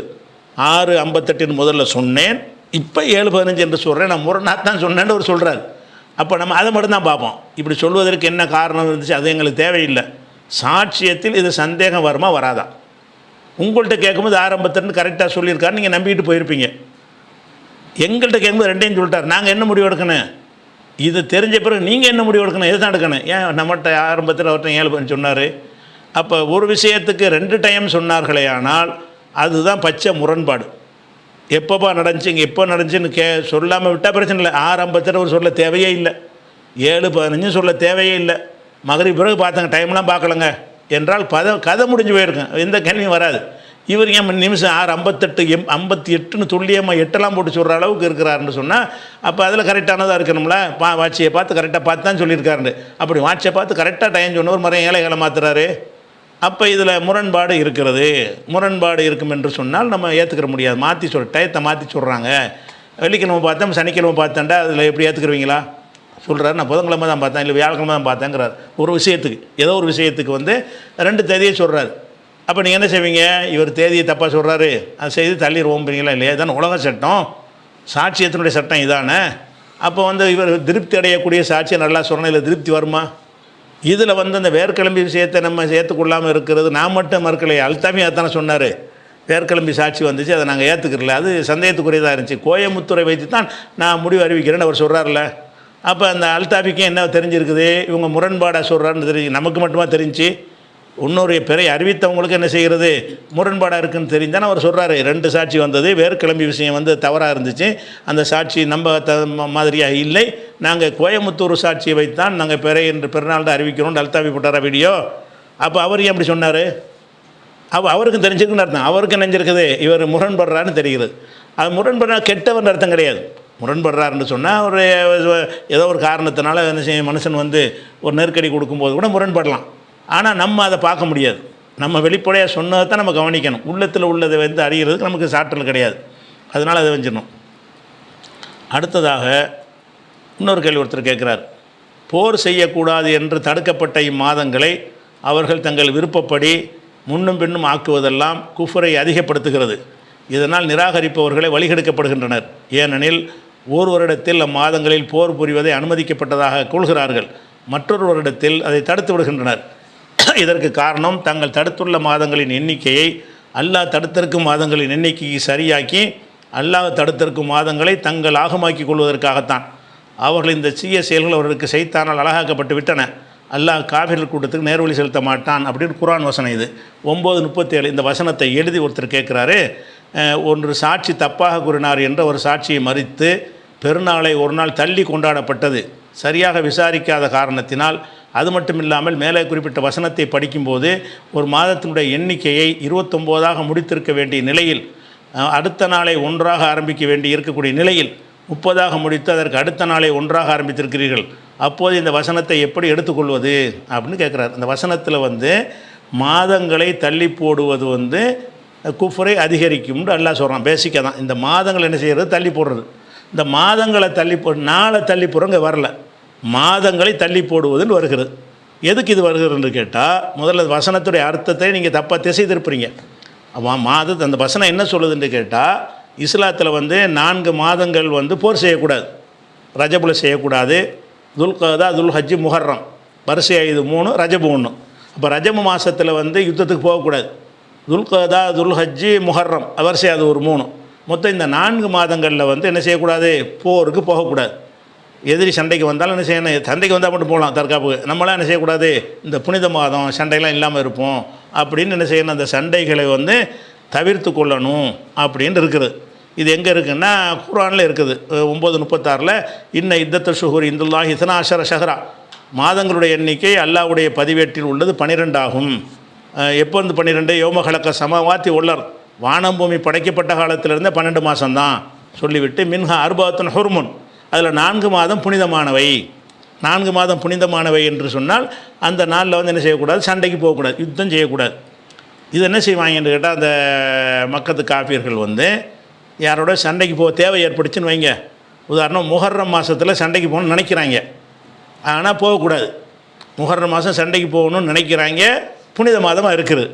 அப்போ இந்த மக்கள் காஃபியர் என்ன செய்வான்னு கேட்டால், இந்த முஹர்ரத்தை சஃபர்னு வச்சுக்கிடுவோம், சஃபரை முஹர்ரமாக்கிடுவோம், இந்த புனிதத்தை அடுத்த மாதம் கொடுத்துக்கிறது. இது புனித மாதம்ங்கிறத முஹர்ரம்ங்கிறத இந்த முஹர்ரம் புனிதமானது தான். இதுக்கு பதிலாக நாங்கள் சஃபரில் போர் செய்யாமல் இருந்துக்கிறோம், இப்போ போய் நாங்கள் சண்டைக்கு போகிறோம், நாங்களாம் என்ன செய்வோம்? சஃபர் மாதத்தில் இப்படின்னு மாற்றினாங்க. அதை தான் அந்த வசனம் சொல்லுது. இன்னமன்ன சிவு ஜியாதத்துன் ஃபில் குஃப்ரி, மாதங்களை தள்ளி போடுவது என்னது? குஃப்ரை அதிகமாக்குது. எதுக்காக வேண்டி? யுஹில்லூனஹு ஆமன் ஒ யுஹர்ரிமூனஹு ஆமன், ஒரு வருஷம் அந்த மாதத்தில் போர் செய்கிற ஹலால் ஆக்குறாங்க, இன்னொரு மாதம் ஹராம் ஆக்குறாங்க. அடுத்த வருஷம் முஹர்ரம் வந்து புனிதம்ன்றாங்க. இந்த வருஷம் வந்து முஹர்ரம் புனிதம் கிடையாது, சஃபர் ஆக்கிக்கிட்டோம். இதுக்கு கொடுக்க வேண்டிய புனிதத்தை அடுத்த மாதத்துக்கு கொடுத்துறோம். நம்பரை டேலி பண்ணுறது வாத்தி இத்தத்தமாக ஹரமெல்லாம் அல்லாஹ் ஹராமாக்கின அந்த எண்ணிக்கையை வந்து சரி செய்து கொள்வதற்காக வேண்டி 4 மாதம் தானே கணக்கு, எந்த 4 மாதமாக இருந்தால் என்ன அப்படின்னு மாற்றுறாங்க. 4 மாதம் புனித மாதம், 4 மாதம் புனித மாதத்துக்கு பேர் சொல்லப்பட்டிருக்கிறது. அந்த பேர் சொல்லப்பட்டு இருக்கும் பொழுது அந்த நாளை தான் புனிதமாக ஆக்கணும். இவன் என்ன செய்கிறான்னு கேட்டால் ரஜபு மாதத்தில் சண்டை செய்ய போகிறான்னு சொன்னால் ரஜப்பில் சண்டை செய்யக்கூடாதுன்னு சொல்கிறாங்க. அப்போ என்ன செய்கிறது, இதை மீறிடுவோம். மீறிட்டு ஷாபானை புனிதமாக்கிடுவோம். இந்த வருஷத்துக்கு மட்டும் என்ன செய்வோம், நாங்கள் அடுத்த மாதம் போர் செய்யாமல் இருக்கிறோம். அப்போ புனிதத்தை அவங்களா ஆக்குறாங்க, புனித மாதத்தை அவங்களே கொடுக்குறாங்க. அல்ல அதைத்தான் சொல்கிறான். ஒரு நாளை வந்து பிறையை ஒரு மார்க்க ஆதாரம் இல்லாமல் மனோ இச்சை பிரகாரம் தப்பை செய்வதற்காக வேணும்ண்டு இது வந்து முஹர்ரம் தான் என்று தெரிந்து கொண்டு அதை சஃபருக்கு மாற்றுறது. இது வந்து ரஜபுல் செய்யக்கூடாதுன்னு தெரிஞ்சுக்கிட்டு ரஜபுல் சண்டை செஞ்சுட்டு அந்த புனிதத்தை ஷாபானுக்கு மாற்றுவது, அந்த செயலை இந்த வசனம் பேசுகிறது. இந்த பிறை பார்த்தல் விஷயம் அந்த மாதிரி விஷயமா? பிறை பார்த்தலுங்கிறது வந்து நம்மளா ஒரு திட்டம் போட்டு இந்த மாதம் அடுத்த மாதம் வச்சுக்கிடுவோம். இந்த ரமலான் இருக்குல்ல, இந்த ரமலானில் இந்த திருவன் பெருநாளை கொண்டாடிட்டு அடுத்த ரமலானில் அதை ஈக்குவல் பண்ணிக்கிறோம். அதுக்கு உள்ள விஷயமா இது குர்ஆன் ஹதீஸ் அடிப்படையிலான வழிகாட்டுதலில் எடுக்கிற ஒரு முடிவு. நாளை தள்ளிலாம் போடலை.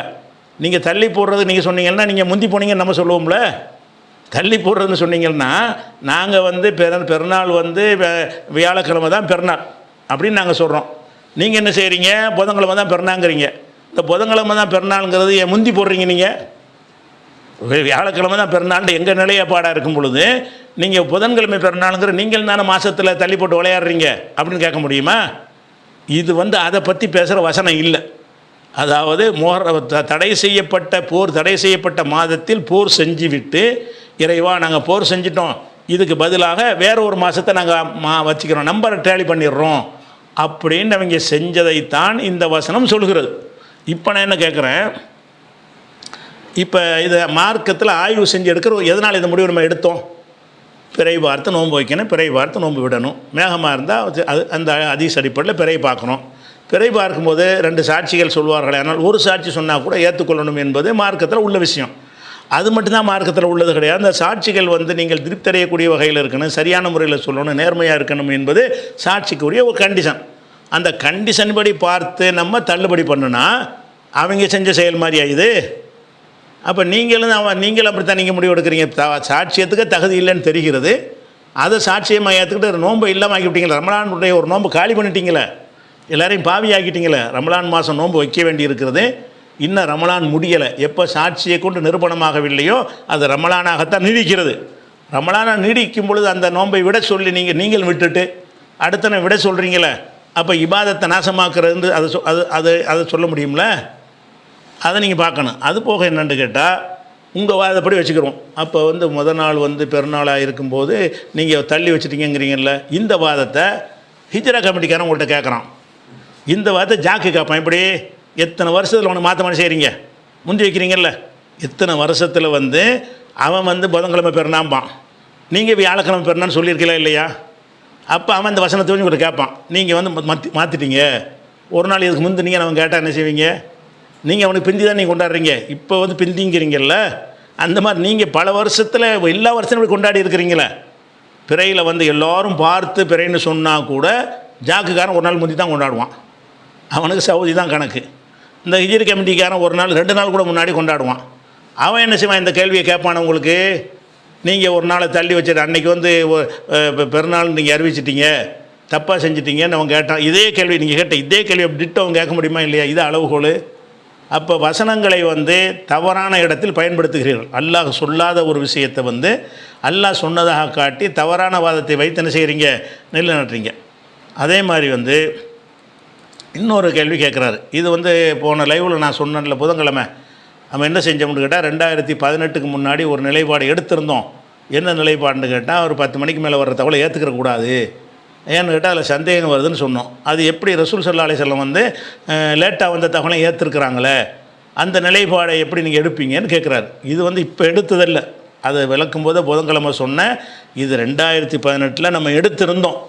அதில் வந்து இப்போ நான் இந்த NTF-லேருந்து நம்ம எடுக்கலை, அன்றைக்கி எடுத்திருந்தோம். இப்போ அந்த கருத்தான் எனக்கு இருந்தாலும் அதை நிலைப்பாடாக நம்ம சொல்ல முடியாது. ஏன்னாட்டா இது எல்லோரும் எடுத்தால் தான் சரியாக வரும். நான் மட்டும் எடுத்துக்கிட்டு 10 மணிக்கு ஏற்க மாட்டேன் நான் சொல்லிடுவேன், ஒருத்தன் வந்து 11 மணிக்கு வந்தால் ஏற்றுக்குருவேம்மா, அப்போ ரெண்டாக போயிடும். அப்படி இல்லாமல் எல்லாருமா சேர்ந்து இந்த ஒரு கருத்துக்கு வந்தால் அது குற்றம் இல்லை என்று நம்ம சொல்லியிருக்கிறோம். அப்போ அவர் என்ன கேட்குறாருன்னு கேட்டால், அந்த வாகன கூட்டத்தாருடைய ஹதீஸ் வருதுல்ல, பெற பார்த்துட்டு வர்றாங்க. எப்போ வர்றாங்க? முதல் நாள் மகரிபில் பெற பார்த்துட்டாங்க. ரசூலுல்லாஹ்ட்ட சாட்சி சொல்லும்போது ஆகிர நகார், பகலின் கடைசி. பகலின் கடைசின்னா மகரிபுக்கு நெருக்கம், அதுதானே கடைசி. மகரிப் வந்து இரவாயிரும். அப்போ பகலின் கடைசியில் வந்து நாங்கள் பிறை பார்த்தோங்கிறாங்க. அப்போ 24 மணி நேரத்துக்கு பிறகு சொல்கிறாங்க ஏறக்குறைய. சாயந்தரம் 6 மணிக்கு பிறை பார்த்ததை அடுத்த நாள் வந்து பகல் 6 மணிக்கு வந்து நெருக்க 6 மணி 5 மணின்னு வைங்களேன், பகலின் கடைசி. அப்போ 23 மணி நேரம் ஏறக்குறைய அவ்வளோ நேரம் கழித்து வந்து சொல்கிறாங்க. அதை ரசூலுல்லாஹ் ஏற்றுக்கிறது தானே செஞ்சாங்க அப்படின்னு கேட்குறீங்க. சரி, ஏற்றுக்கிட்டாங்கல்ல. இதே மாதிரி இப்போ சொன்னால் ஏற்றுக்கிறீங்களா? ஒருத்தர் என்ன செய்கிறான், அன்றைக்கி வந்து உங்கள்கிட்ட வந்து சொல்கிறான், நேற்று பெற பார்த்தேன்னு என்ன செய்கிறான், நீங்கள் எல்லாம் பெருநாள்லாம் தொழுதுபுட்டு அதில் நோம்புலாம் வச்சுட்டு நோம்பு திறக்க உட்காந்துக்கிட்டு இருக்கிறீங்க. அப்போ ஒருத்தன் வந்து என்ன செய்கிறான், நாங்கள் ராத்திரி பெற பார்த்த மாதிரி இப்போ வந்து சொல்கிறான், நீங்கள் நோம்பு திறந்து நோம்பு வச்சுக்கிட்டு நோம்பு திறக்கிற கஞ்சிலாம் முன்னாடி வச்சு உட்காந்துக்கிட்டு இருக்கிறீங்க. அப்போ ஒருத்தன் வந்து என்ன செய்கிறான், என்னங்க நோம்பு கஞ்சி வச்சுட்டு நாங்கள் சாயந்தரம் போட பார்த்துட்டோம்மா, நான் எப்போ எந்த சாயந்தரம், நேற்று சாயந்தரம் பார்த்துட்டோம், இப்போ என்ன செய்வீங்க? அப்படியா, அப்போ நோம்பு இல்லை, நோம்பு நாங்கள் தப்பாக வச்சுட்டோம், பெருநாள் ராத்திரி பெருநாள் கொண்டாடுவோம், காலையில் பெருநாள் கொண்டாடுவோம்னு சொல்லுவீங்களா? அந்த சாட்சியத்தை அவன் கிறுக்கு பயிர்னு சொல்லுவீங்களா? ஏன்டா நேற்று சாயந்தரம் பார்த்து இப்போ ஏன்டா சொன்னால், இப்போ ரசூலுல்லாஹ் காலத்தில் ஏற்றுக்கிட்டாங்கன்னு சொன்னால் அதை வந்து சந்தேகப்பட முடியாது. ஒரு வெளியூர்லேருந்து பார்த்துட்டு இங்கே வருவதற்கு ஒரு நேரம் எடுக்கும். பிறை பார்த்தவுடனே இரவில் பயணம் பண்ண மாட்டாங்க. எந்த போருக்கு போனால் கூட இரவில் தங்கிடுவாங்க, ஓய்வு எடுத்துருவாங்க. அப்போ இரவில் வந்து பிரயாணம் பண்ணி வர்றதுக்கு முடியாது. ஏன்னா விச ஜந்துக்கள் இருக்கும், மிருகங்கள் இருக்கும், வெளிச்சங்கள் கிடையாது, பாதை சரியாக தெரியாது, ஸ்ட்ரீட் லைட்லாம் போடப்படலை, வர முடியாதுன்னா என்ன செய்வாங்கன்னா காலையில் தான் பயணம் கிளம்புவாங்க. ராத்திரிக்கு பெற பார்த்துட்டோம், சரி இப்போ ரசூலுல்லாஹ்ட்ட போய் சேர முடியாது, அத்தனை மைல் போகணும், நம்ம விடிஞ்சவனும் போய்க்கணும்னு வர்றாங்க. மார்க்க சட்டம் தெரியலை, விடிஞ்சவனும் வந்து அவங்க சொல்கிறாங்க, அவர் வந்து சேர ஒரு நேரம் ஆயிடுச்சு, ரசூலுல்லாஹ் இத்தனை மணி நேரம் என்ன செஞ்சுன்னு கேட்க முடியாது. ஏன்னு கேட்டால் இப்போ அப்படி தான் நடக்கும். அந்த மாதிரி பிறை பார்த்து வாட்ஸ்அப் இல்லை, ஒன்றும் இல்லை, பிறை பார்த்தவர் வந்து புறப்பட்டு வந்து சொல்வதாக இருந்தால் இம்புட்டு நேரம் எடுக்கும். ரசூலுல்லாஹ் ஏற்றுக்கிட்டாங்க. இப்போ நீங்கள் என்ன கேட்பீங்க, ஏன்டா இப்போ இங்கேருந்து வந்து சொல்கிறதுக்கு இம்புட்டு நேரமானு கேட்பீங்களா இல்லையா? அப்போ இந்த ஹதீஸை ரசூலுல்லாஹ் ஏற்றுக்கிட்டாங்கன்னு சொல்கிறீங்க. இதே மாதிரி ஒருத்தர் இப்போ சொன்னால் ஏற்றுக்குறீங்களான்னு கேட்டால் வேணும், உங்கள்கிட்ட பதில் என்ன? இப்போவும் ஏற்றுக்கலாம். அதான் எல்லாம் என்ன செய்கிறீங்க, பெருநாள்லாம் தொழுது முடிச்சுவிட்டு என்ன செய்கிறீங்க இருக்கிறீங்க. அப்போ வந்துட்டு ஒருத்தர் வந்து என்ன செய்கிறாரு, பெருநாள் தொழுகை நேரம்லாம் முடிஞ்சு லோகரில் வந்து சொல்கிறாரு, இப்போ என்ன முடிவு என்ன எடுப்பீங்க? ஏன்டா லோகர் வரைக்கும் என்னடா பண்ணு கேட்பீங்களா? ரசூலுல்லாஹ் வந்து பகலின் கடைசி வரைக்கும் ஏற்றுக்கிட்டாமீங்களா? ஹதீஸ் இருக்குது, காலத்துக்கு தகுந்த ஒரு அர்த்தம் இருக்கும். ரசூல் ஸல்லல்லாஹு அலைஹி வஸல்லம் வந்து இப்போ ரசூலுல்லாஹ் காலத்தில் ஒருத்தர் வந்து இரவில் பார்த்தோங்கிறாரு, ஒரு 9 மணி அளவில் பார்த்தோன்னு சொன்னால் கூட ரசூலுல்லாஹ் ஏற்றுக்குருவாங்க. ஏன் ஏற்றுக்குருவாங்க? இந்த பிறை எத்தனை மணிக்கு மறையும் அந்த நாலேஜ் அந்த காலத்தில் யாருக்கும் இருக்கவில்லை, பார்த்தா தான் சொல்லுவார்னு ஏற்றுக்குருவாங்க. இன்றைக்கி நீங்கள் ஏற்றுக்குருவீங்களா? அப்போ நாலேஜ் வளர வளர என்ன செய்வாங்கன்னு கேட்டால் அந்த அந்த அந்த வசதிகளை மனுஷன் பயன்படுத்தணும். அதனால் வந்து நம்ம இன்னும் சொல்லப்போனால் அது என்ன சொன்னோங்கிற நீங்கள் பாருங்கள். நம்ம சொன்னது நீங்கள் புதுசாக சொல்லலை, இந்த பிறை நிலைப்பாட்டை நான் என்ன சொன்னேன்னு விளக்கியிருக்கேன் பாருங்கள் முன்னாடியே.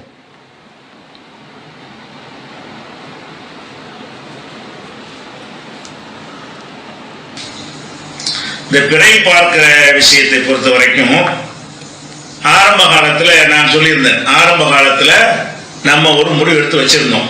ஒரு 4 ஆண்டுகளுக்கு முன்னால், 4 அல்லது 3 ஆண்டு இருக்கும்னு நினைக்கிறேன். என்ன முடிவு எடுத்து வச்சிருந்தோம் என்று சொன்னால், பிறை பார்க்கிற தகவல் உரிய நேரத்தில் கிடைக்குமையானால் அந்த தகவலை நம்ம ஏற்றுக்கொண்டு அறிவிப்பது, பெருநாளையோ நோன்பையோ. உரிய நேரம் இல்லாமல் கிடைக்குமையானால் அது வந்து அது சந்தேகத்துக்குரிய செய்தி ஆயிடுது, அதனால அதை ஏற்றுக்கொள்வதில்லை என்று ஒரு நிலைப்பாட்டை நம்ம என்ன செஞ்சோம், முன்னாடி எடுத்திருந்தோம். நம்ம நிர்வாகத்தில் இருக்கும் பொழுதும் அதுக்கு முன்னாடியும் அந்த நிலைப்பாட்டை எடுத்து அதன்படி 10 மணிக்கு பிற பார்த்தவங்கிறாங்கன்னு வைங்களேன், அதை நம்ம ஏற்றுக்கிறது இல்லை. ஏன்? 6 மணிக்கு பிற பார்த்துட்டீங்க, 5:45 பிற பார்த்துருக்கிறீங்க, அதில் 6:30 மணிக்கு பிற பார்த்துருக்கிறீங்க. 6:30 மணிக்கு பிற பார்த்து நீங்கள் முஸ்லீமா இருக்கிறீங்க, சமூகத்தில் கலந்து வாழ்றீங்க, உங்களுக்கும் நோன்பு பெருநாள் கடமை இருக்கிறது. பொதுவாக மனிதனுடைய முஸ்லீமுடைய இயல்பு என்னன்னு கேட்டால், பிறையை பார்த்த உடனே அதை பரப்புறது, பிறகு கத்துவாங்க. ஒருத்தர் பார்த்து சும்மா இருக்க மாட்டாரு. அது குறிப்பா அந்த 2 பிறைக்கும் அதாவது பெருநாள் நோன்பு இந்த பிறைகளை பொறுத்த வரைக்கும் அந்த பிறை பார்த்தவர்கள் வந்து 4 பேர்கிட்ட சொல்லாட்டி அவங்களுக்கு மனசு நிம்மதி அடையாது, அந்த அளவுக்கு அதை பரப்பிடுவாங்க.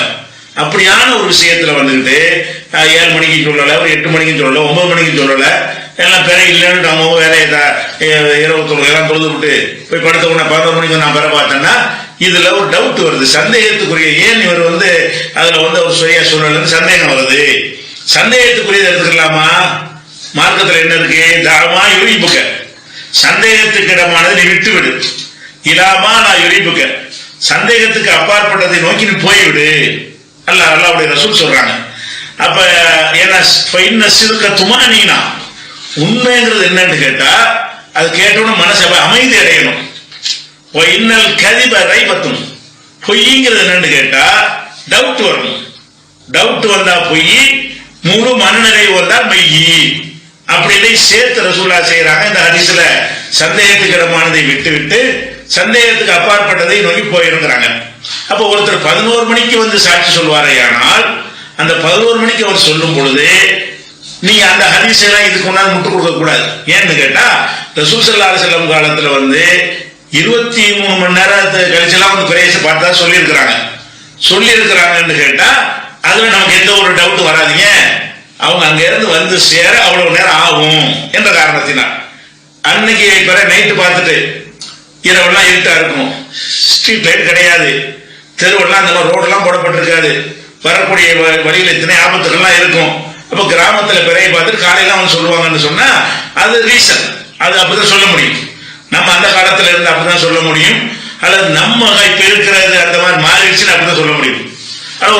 ஒரு காட்டுல போய் மாட்டிக்கிட்டோம், காட்டுல மாட்டி திக்கும் தெரியல திசையும் தெரியல, பிறையை பார்த்துக்கிட்டோம், எப்போ வந்து சொல்ல முடியும்?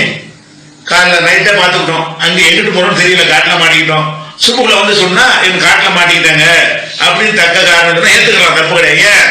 அவர் மறுநாள் காலைல வந்து சொன்னாலும் நான் காட்டுல நாங்க 2 பேரும் பெற பார்த்தோம், காட்டுல இருந்து வர எங்களுக்கு தெரியல, நீங்க பெற ஊருக்கு தெரியாம இருந்திருக்குது, நாங்க பார்த்துட்டு சாட்சி சொல்றோம்னு சொல்லி சுப்புக்குள்ள வந்து சொல்றாங்கன்னு வைங்க, அது ஏற்றுக்கணும். லேட்டா தான் வருது, லேட்டா வருதுன்னு சொன்னா அந்த மாதிரியான ஒரு ரீசன் இருக்குமே. ஆனால் அப்ப நம்ம என்ன செய்யலாம்? ஏத்துக்கலாம். ரசூல் ஸல்லல்லாஹு அலைஹி வஸல்லம் வந்து ஏன் ஏத்துக்கிட்டாங்கன்னா அந்த ரீசன் இருக்க போய் ஏத்துக்கிட்டாங்க.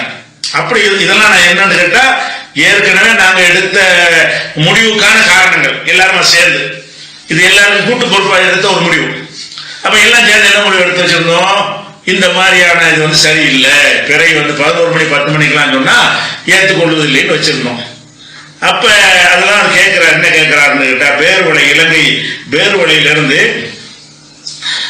அதாவது என்ன கேட்கிறாருன்னா சவால் பிறை பார்க்கும் விவகாரத்தை, சவால் பிறை மட்டும் 2 பிறைக்கும் தான் 9 மணியுடன் முற்று பெறுவதாக தன்னுடைய முன்னாள் ஜமாத்தினர் தமது பைலா அடிப்படையில் முடிவாக கொண்டுள்ளார்களே, இந்த முடிவானது கிராமவாசிகள் பிறை அறிவிப்பிற்கு நபி அவர்கள் 9 மணியும் தாண்டி ஃபஜ்ர் தொழுகையின் பின்பு வந்த அறிவிப்புகளையும் கவனத்தில் கொண்டு ஏற்று செயல்பட்டிருக்கிறார்களே, பெருநாள் அறிவிப்பு செய்திருக்கிறார்களே, இந்த நபி வழிக்கு மாற்றமாக ஜமாத்து முடிவு பிழை போன்று உள்ளது, இதற்கு தீர்வு என்ன?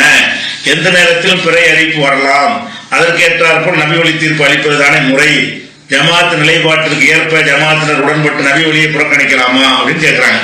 இது கரெக்டான கேள்விதான். அதாவது பிறை பார்த்து ரசூல் ஸல்லல்லாஹு அலைஹி வஸல்லம் ஏற்றுக்கொண்டார்கள்னா அது சந்தேகத்துக்கு இடமில்லாத ஒரு தகவல். அது இப்ப நாங்க உங்களுக்கு சந்தேகம் வருமா வராதா?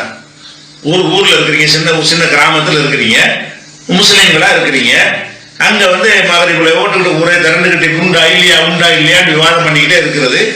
உங்க ஊருக்கு போன போட்டு எங்க ஊருக்கு போன போட்டு நீங்க பாத்தீங்களா நாங்க பாத்தீங்களான்னு சொல்லி இப்படி அல்லோட கல்லப்பட்டு இருக்கும் போது பேசாம ஒரு 11 மணிக்கு ஒரு ஆள் வந்து நான் பார்த்தேன்னா என்ன அர்த்தம்?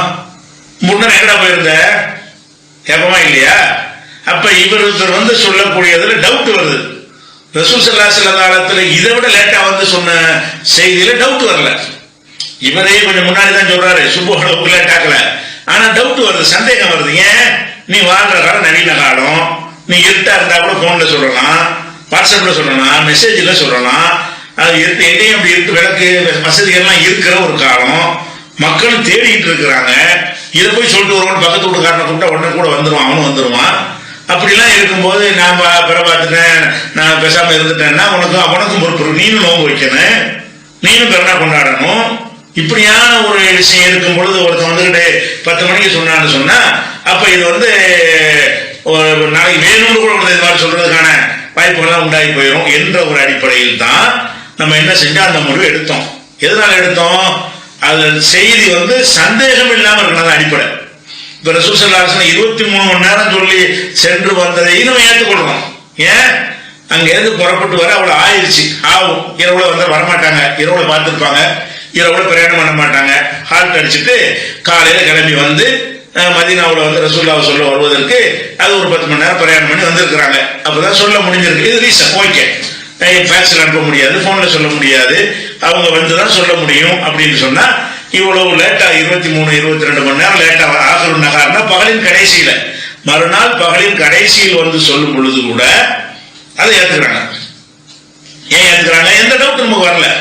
நம்ம அதிச படிக்கும் நமக்கு டவுட் வரல. அந்த கிராமவாசிகள் காலையில் வந்து சொன்னாங்களே யாரும் டவுட் வரல. ஆனா இப்ப என்ன செய்யுது, நம்ம பக்கத்துல வீட்டுக்காரன் சொல்ற டவுட் வருது. என்ன வருது? நீ எதுக்குற? நானும் தேடிட்டு இருக்கேன், என் பக்கத்துல நீ இருக்கிற, என்கிட்ட நீ சொல்லல, ஊர்ல எது சொல்லல, பள்ளிவாசல் அறிவிச்சாங்களே இன்னும் பிறை பார்த்த தகவல் வரவில்லை, மைக்கில் அறிவிக்கிறேன் கொடுக்குறாங்க பாட்டு. அப்ப டவுன் காரி அறிவிக்கிறாரு, ஒவ்வொரு ஜமாத்தார் அறிவிக்கிறாங்க, எல்லாம் டிவியில பார்த்துட்டு இருக்கிறான், அவன் சும்மா இருக்கிறான்.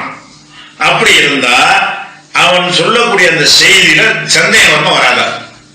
அப்ப இந்த அடிப்படையில் என்ன செய்யணும், அல்லவா குர்ஆன்ல என்ன சொல்லி காட்டுறான்னு சொன்னா, அதாவது ஒரு சாட்சியை சொல்லும் பொழுது நீதியான ஆள் கேட்கறது முக்கியம் பண்றோம். அதாவது ஒரு விவாகரத்து நடந்துச்சு, அதுக்கு சாட்சியை வச்சுக்கிறேங்கன்னு சொல்லும் பொழுது வாசிஹிது தவை அதிலும் இருக்கும், உங்கள நியாயமான நேர்மையான ஆள் 2 பேரை சாட்சியா வச்சுக்கிறங்க. 65:2 அல்லாஹ் சொல்லி காட்டுறான். ஒரு ஆளுக்கு நீங்க வசியத்து பண்ணீங்கன்னு சொன்னா சும்மா 2 பேரை வச்சிடாதீங்க, அந்த 2 பேரும் கரெக்டா நேர்மையான ஆளாங்கிறத பாத்துக்கிறங்க. 5:106 சொல்றான். இந்த நேர்மைக்கு எல்லாம் என்ன அளவுகோல் என்று பாத்தீங்கன்னு சொன்னா 2:282 வசனத்தில் எல்லாம் சொல்லி காட்டுறான். மின்மன் தர்லவுன மின சுஹதா, சாட்சியாளர்களில் சாட்சி சொல்பவர்களில் நீங்கள் திருப்தி அடையக்கூடிய இருவர். நம்ம திருப்தி அடையணும். சாட்சி சொல்ற ஆள் மேல என்ன செய்யணும்? 2:282 நல்லா சொல்லி காட்டுறான். ஆண்கள் 2, பெண்கள் 2, ஆண்கள் 1 சாட்சி சொல்லலாங்கிற சொல்லும் பொழுது அது எப்படிப்பட்டது இருக்கணும்னு கேட்டா, அந்த சாட்சியான பொருந்தி கொள்ளணும். ஆள் ஒரு சரியில்லையே, சொல்ற நேரம் சரியில்லையே, ஆள் சரியில்லையே அப்படின்னு வந்துட்டா சொல்லிட்டான்னு பார்க்கக்கூடாது. அப்ப நாம திருப்தி அடைவோமா? இதுல 11 மணிக்கு சொல்லுவோம், நம்ம திருப்தி அடைஞ்சோமா? முதல் கேள்வி ஏண்டா ஒரு நேரம் சொல்றது கேட்கறோமா இல்லையா? இதையெல்லாம் வச்சுதான் நம்ம என்னென்ன ஏற்கனவே முடிவு எடுத்து இருந்தோம். இந்த மாதிரி ஆய்வு செஞ்சுதான் எடுத்தோம், அவசரப்பட்டுலாம் எடுக்கல. இந்த முடிவின்படி அவங்க செஞ்சிருந்தாங்கன்னா இந்த பெருநாள் பஞ்சாயத்து எதுவும் வந்திருக்காரு. அது கூட்டம் காட்டுறதுல பஞ்சாயத்து கன்னியாகுமரிக்கு 1, சென்னைக்கு 1 அறிவிக்க வேண்டியிருந்துச்சுல, அது இயக்கத்தை காப்பாற்றுது. அதனாலதான் இந்த குழப்பங்கள்லாம் வந்துச்சுன்னு வைங்களேன். இப்ப இந்த முடிவு அது எதனால சொல்றோம்னு கேட்டா, ரசூல் ஸல்லல்லாஹு அலைஹி வஸல்லத்துடைய சுன்னத்தை அப்படிதான் நம்ம ஏத்துக்கிறோமே.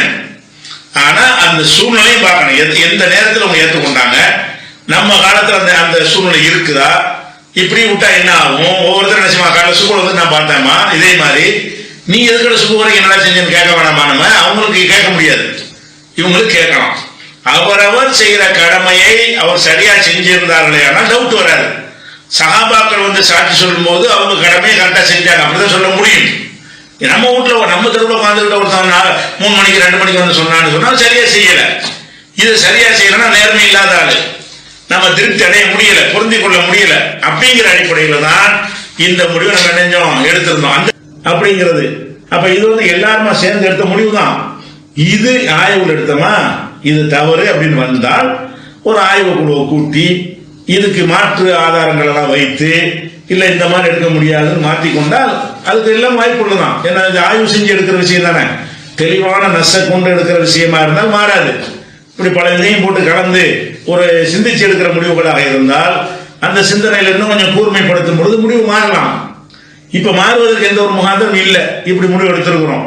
இது மாறவே செய்யாதுன்னு சொல்ல முடியாது. இதுதான் முடிவான. இப்ப அடுத்த ஒரு ஆய்வு செஞ்சு அந்த முடிவு எடுக்கிற வரைக்கும் இதை தான் கடைப்பிடிக்கணும்னு எடுத்து வச்சிருந்தோம். ஆனா அவங்க இந்த பெருநாள் நினைஞ்சிட்டாங்க, அவங்க மீறிட்டாங்க, அந்த முடிவை வந்து மாறிட்டாங்க. அது விஷயத்தை வைக்கணும். இது அந்த பெரிய சம்பந்தமா உள்ளது. அப்போ இது அந்த அன்றைக்கே நம்ம சொன்ன விஷயந்தான். எதனால் சொல்கிறோம்னு கேட்டால், லேட் டயத்தில் வந்து சொல்கிறாங்கன்னா பொறுப்பற்ற தன்மை, சந்தேகம் வருது. இந்த காலத்தில் வந்து 11 மணிக்கு சொல்கிற அளவுக்கு என்னப்பா உங்களுக்கு இருக்குது அப்படிங்கிற அடிப்படைலாம் கேட்டோம். அப்பவும் நம்ம இப்போவும் அந்த முடிவுக்கு நம்ம வரமாட்டோம். ஏன்னு கேட்டால் நம்ம மட்டும் அறிவித்தோம் என்று சொன்னால் அதை ஏற்றுக்கிற மாட்டாங்க எல்லாரும். எல்லா இயக்கத்துக்காரங்களும் என்ன செய்யணும்னா பிறைக்கு வந்து ஒரு எண்டு போடணும். சந்தேகத்துக்குரியது நல்லா தெரியுது. எவ்வளோ நாளைக்கு வர வச்சுக்கலாம், எவ்வளோ டைம் வரைக்கும் வச்சுக்கிட்டோம்னு சொன்னால் அவங்க பாட்டுக்கு இப்போ 9 மணிக்குள்ளே ஒரு முடிவு எடுத்துகிட்டு போயிட்டுருப்பாங்க. நோம்பா பெருநாளாண்டு ஏதாவது ஒரு முடிவு அப்போ ஆயிரும் அப்படிங்கிறதுக்கு சொல்கிறோம். அது முடிவாக நம்ம அறிவிக்கலை. அந்த முடிவு எடுத்தாங்கன்னா அது மார்க்கத்துக்கு விரோதமானது கிடையாது. அதை ஞாபகத்தில் வச்சுக்கணும். அடுத்தது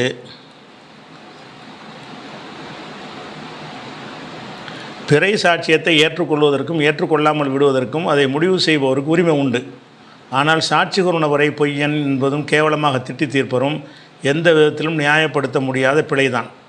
அந்த விடையும் ஒரு இடத்தில் பிறை தென்பட்டால் அந்த பிறையானது இல்லை, இது ஒரு விஷயம். அவங்கள வந்து பொய்யன் இதெல்லாம் சொல்லக்கூடாதுங்கிறாங்க. சொல்லக்கூடாதுங்கிறதுல நம்ம மாற்றுக்கிறது கிடையாது. நம்ம அந்த வீடியோவில் விளக்கிட்டோம். அடுத்து என்ன கேட்குறாருன்னா, பிறை வந்து மறையும் வரை பெரிதாக தென்படும் என்ற கருத்து தவறானது அப்படின்னு கேட்குறாரு. பெரிதாக தென்படுங்கிற கருத்து வந்து தவறானது கிடையாது. ஏன் கிடையாதுங்கிறோம்னு கேட்டால், சூரியனுடைய வெளிச்சம் இருக்கிற காரணத்தினால் அந்த பிறை வந்து மங்களாகத்தான் தெரியும். சூரியனுடைய வெளிச்சம் எவ்வளோவுக்கு மறைய அரை தூரத்துக்கு போகிறதோ அப்போ அந்த வெளிச்சம் நம்ம கண்ணுக்கு பிரைட்டாக தெரியும். அதில் பிறையில் வந்து சில நிமிடங்களில் வெளிச்சம் கூட போகிறதில்ல. ஆனால் சூரியன் வந்து அருகில் இருக்கும்போது அப்போ தான் மறைஞ்சிருக்குன்னு வைங்க, அடிவானம்லாம் வெள்ளையாக இருக்கும், மஞ்சளாக இருக்கும். மஞ்சளாக இருக்கும்போது அந்த இடத்துல உட்கார்ந்துருக்கிற பிறை வந்து நமக்கு தெரியாது. அதை விட அதிக வெளிச்சம் இருக்கும் பொழுது அதிக வெளிச்சத்தில் குறைந்த வெளிச்சம் உள்ளது தெரியாது. அது பெரிய அறிவியல்லாம் கிடையாது, சாதாரண ஒரு விஷயந்தான் இது. அந்த அடிப்படையில் நேரம் செல்ல செல்ல பிறை வந்து சூரியன் வந்து தொலைவுக்கு போகும். தொலைவுக்கு போகும்போது அடிவானத்தில் உள்ள அந்த வெளிச்சம் வந்து குறையும். சூரியனுடைய வெளிச்சம் வந்து குறையும் போது சந்திரனுடைய வெளிச்சம் வந்து பளிச்சுன்னு தெரியும். அதுதான் அது சொன்னங்கிறது வந்து பெரிய அறிவியல் வச்சு பார்க்க வேண்டியது. நீங்கள் வேண்டாம் எந்த ஒரு 2வது பெரிய 3வது பெரிய அடிவானத்தை நின்று பார்த்தீங்கன்னாலே உங்களுக்கு நல்லா கண்டுபிடிக்கக்கூடிய ஒரு விஷயந்தான். பொதுவாகவே ஒரு வெளிச்சத்தினுடைய நாலேஜ் அப்படி தான். வெளிச்சம்ங்கிற அதிக வெளிச்சம் குறைந்த வெளிச்சம்னு வச்சுக்கிட்டீங்கன்னு சொன்னால், அதிக வெளிச்சம் உள்ளதில் குறைந்த வெளிச்சத்தை வச்சிங்கன்னா கம்மியாக தான் தெரியும், ரொம்ப டிம்மாக தெரியும். அந்த அதிக வெளிச்சத்தை டக்குன்னு ஆஃப் பண்ணி பார்த்தீங்கன்னா அது நல்லா பளிச்சுன்னு தெரியும். இது சாதாரணமாக சோதனையில் நீங்கள் கண்டுபிடிக்கிற ஒரு விஷயத்தான் நாம் சொன்னோம். அதுக்கடுத்து வந்து என்னென்னு கேட்டால், பிறகு சந்திரனில் பிரகாசம் அதிகமாவது உண்மைதான். ஆனால் பிரகாசம் கூடிய பிறையை குறித்த இடத்திற்கு பெண்டு மகரிபு நேரத்தை அடையக்கூடிய நாடுகள் மட்டுமே பார்க்க முடியும். ஒரே இடத்திலிருந்து பார்க்கும் ஒரு நபருக்கு ஒரு சில வினாடிகளிலோ அல்லது சில நிமிடங்களிலோ பார்வைக்கு தோன்றாமல் போகலாம். இது அடர்ந்த கருமுகில்கள் காரணமாகவோ செம்மேகங்கள் காரணமாகவோ வளிமண்டல மாசு காரணமாகவோ இருக்கலாம் அப்படிங்கிற ஒரு சொல்கிறாரு. அந்த பிறை தெரியாமல் போச்சுங்களா, சில வினாடிகள் தெரியாமல் போச்சுன்னு சொன்னால் அதுக்கு ஒரு காரணம் சொல்கிறாரு. நல்ல காரணம் தான். அவர் மேகம் மறைச்சிருச்சுன்னு சொல்லியிருந்தாருன்னா பஞ்சாயத்து இல்லை, மேகங்க இருக்கலைங்கிற ஒரு வாசையில் வழங்குது. அவர் சொன்னதில் என்னென்னு கேட்டால், பார்த்தோம் காணவில்லை, அப்படி சொல்ல மாட்டாங்க யாருமே. பிறை பார்க்குறோம் 5 செகண்ட் பார்த்தோம், ஒரு மேகம் வந்து மறைச்சிருச்சுன்னு வைங்க, அப்போ இந்த பார்த்தவர் எப்படி சொல்லுவார்? அந்த பார்த்துக்கிட்டு இருந்தால் திடீர்னு மேகம் வந்து அந்த மறைச்சிருச்சு, அந்த பார்த்த இடத்துல மேகம்தான் இருந்ததுன்னு சொல்லுவார். ஆனால் அழகாக ஏற்றுக்குருவோம். அப்படி என்ன 1 வினாடி தெரிஞ்சால் கூட நமக்கு பாயிண்ட் கிடையாது. ஏன்னா மறைச்சிருச்சுங்கிறது உள்ளது தானே. அவர் அப்படி ஒன்று இருந்தால் அதை சொல்லியிருப்பார். அதே மாதிரி வந்து அந்த ஃபோட்டோ எடுத்து வீடியோ எடுத்தவங்கிற வீடியோவில் காட்டியிருப்பார். அது பாருங்கள் மேகம் இருக்குது, இந்த இடத்துலாம் பார்த்தோம், அந்த இடத்துல மேகம் தான் நிற்கிது பாருங்கள் அப்படின்ற. மேகம் மறைத்தது என்றோ அல்லது செம்மேகங்கள் காரணமாகவோ அது தெரியவில்லை என்று அவர் சொல்லியிருப்பாரையானால் அதில் நமக்கு மாற்று கருத்து கிடையாது. மறைந்து விட்டதுன்னு மொட்டையாக சொல்கிறார். அப்போ இருந்தது மின்னல் மாதிரி காணா போச்சுங்கிற ஒரு அர்த்தம் தான் அதுக்கு வரும். அவர் வேறு என்னத்தை அவர் நினச்சிருந்தாலும் சரி, அந்த வார்த்தையுடைய அர்த்தம் என்னன்னு கேட்டால் தெரிஞ்சது டக்குன்னு இப்படி மறையும் அப்படின்னு கேட்டால் ஒரு அந்த மேகத்தை காரணமாக இருந்தால் அது அழகாக சொல்லியிருப்பார். இந்த பாருங்கள் மேகம் வந்துருச்சுங்க, எப்படிங்க எனக்கு பார்க்க முடியும் அப்படின்னு அவர் சொல்லியிருக்கலாம். அவர் சொல்லலை. முதல் நான் விளக்கியும் இருக்கேன். அப்படி சொல்லியிருப்பாரையானால் அதை நம்ம மறுத்திருக்க மாட்டோம் அப்படின்னு சொல்லியாச்சு. அதுக்கடுத்து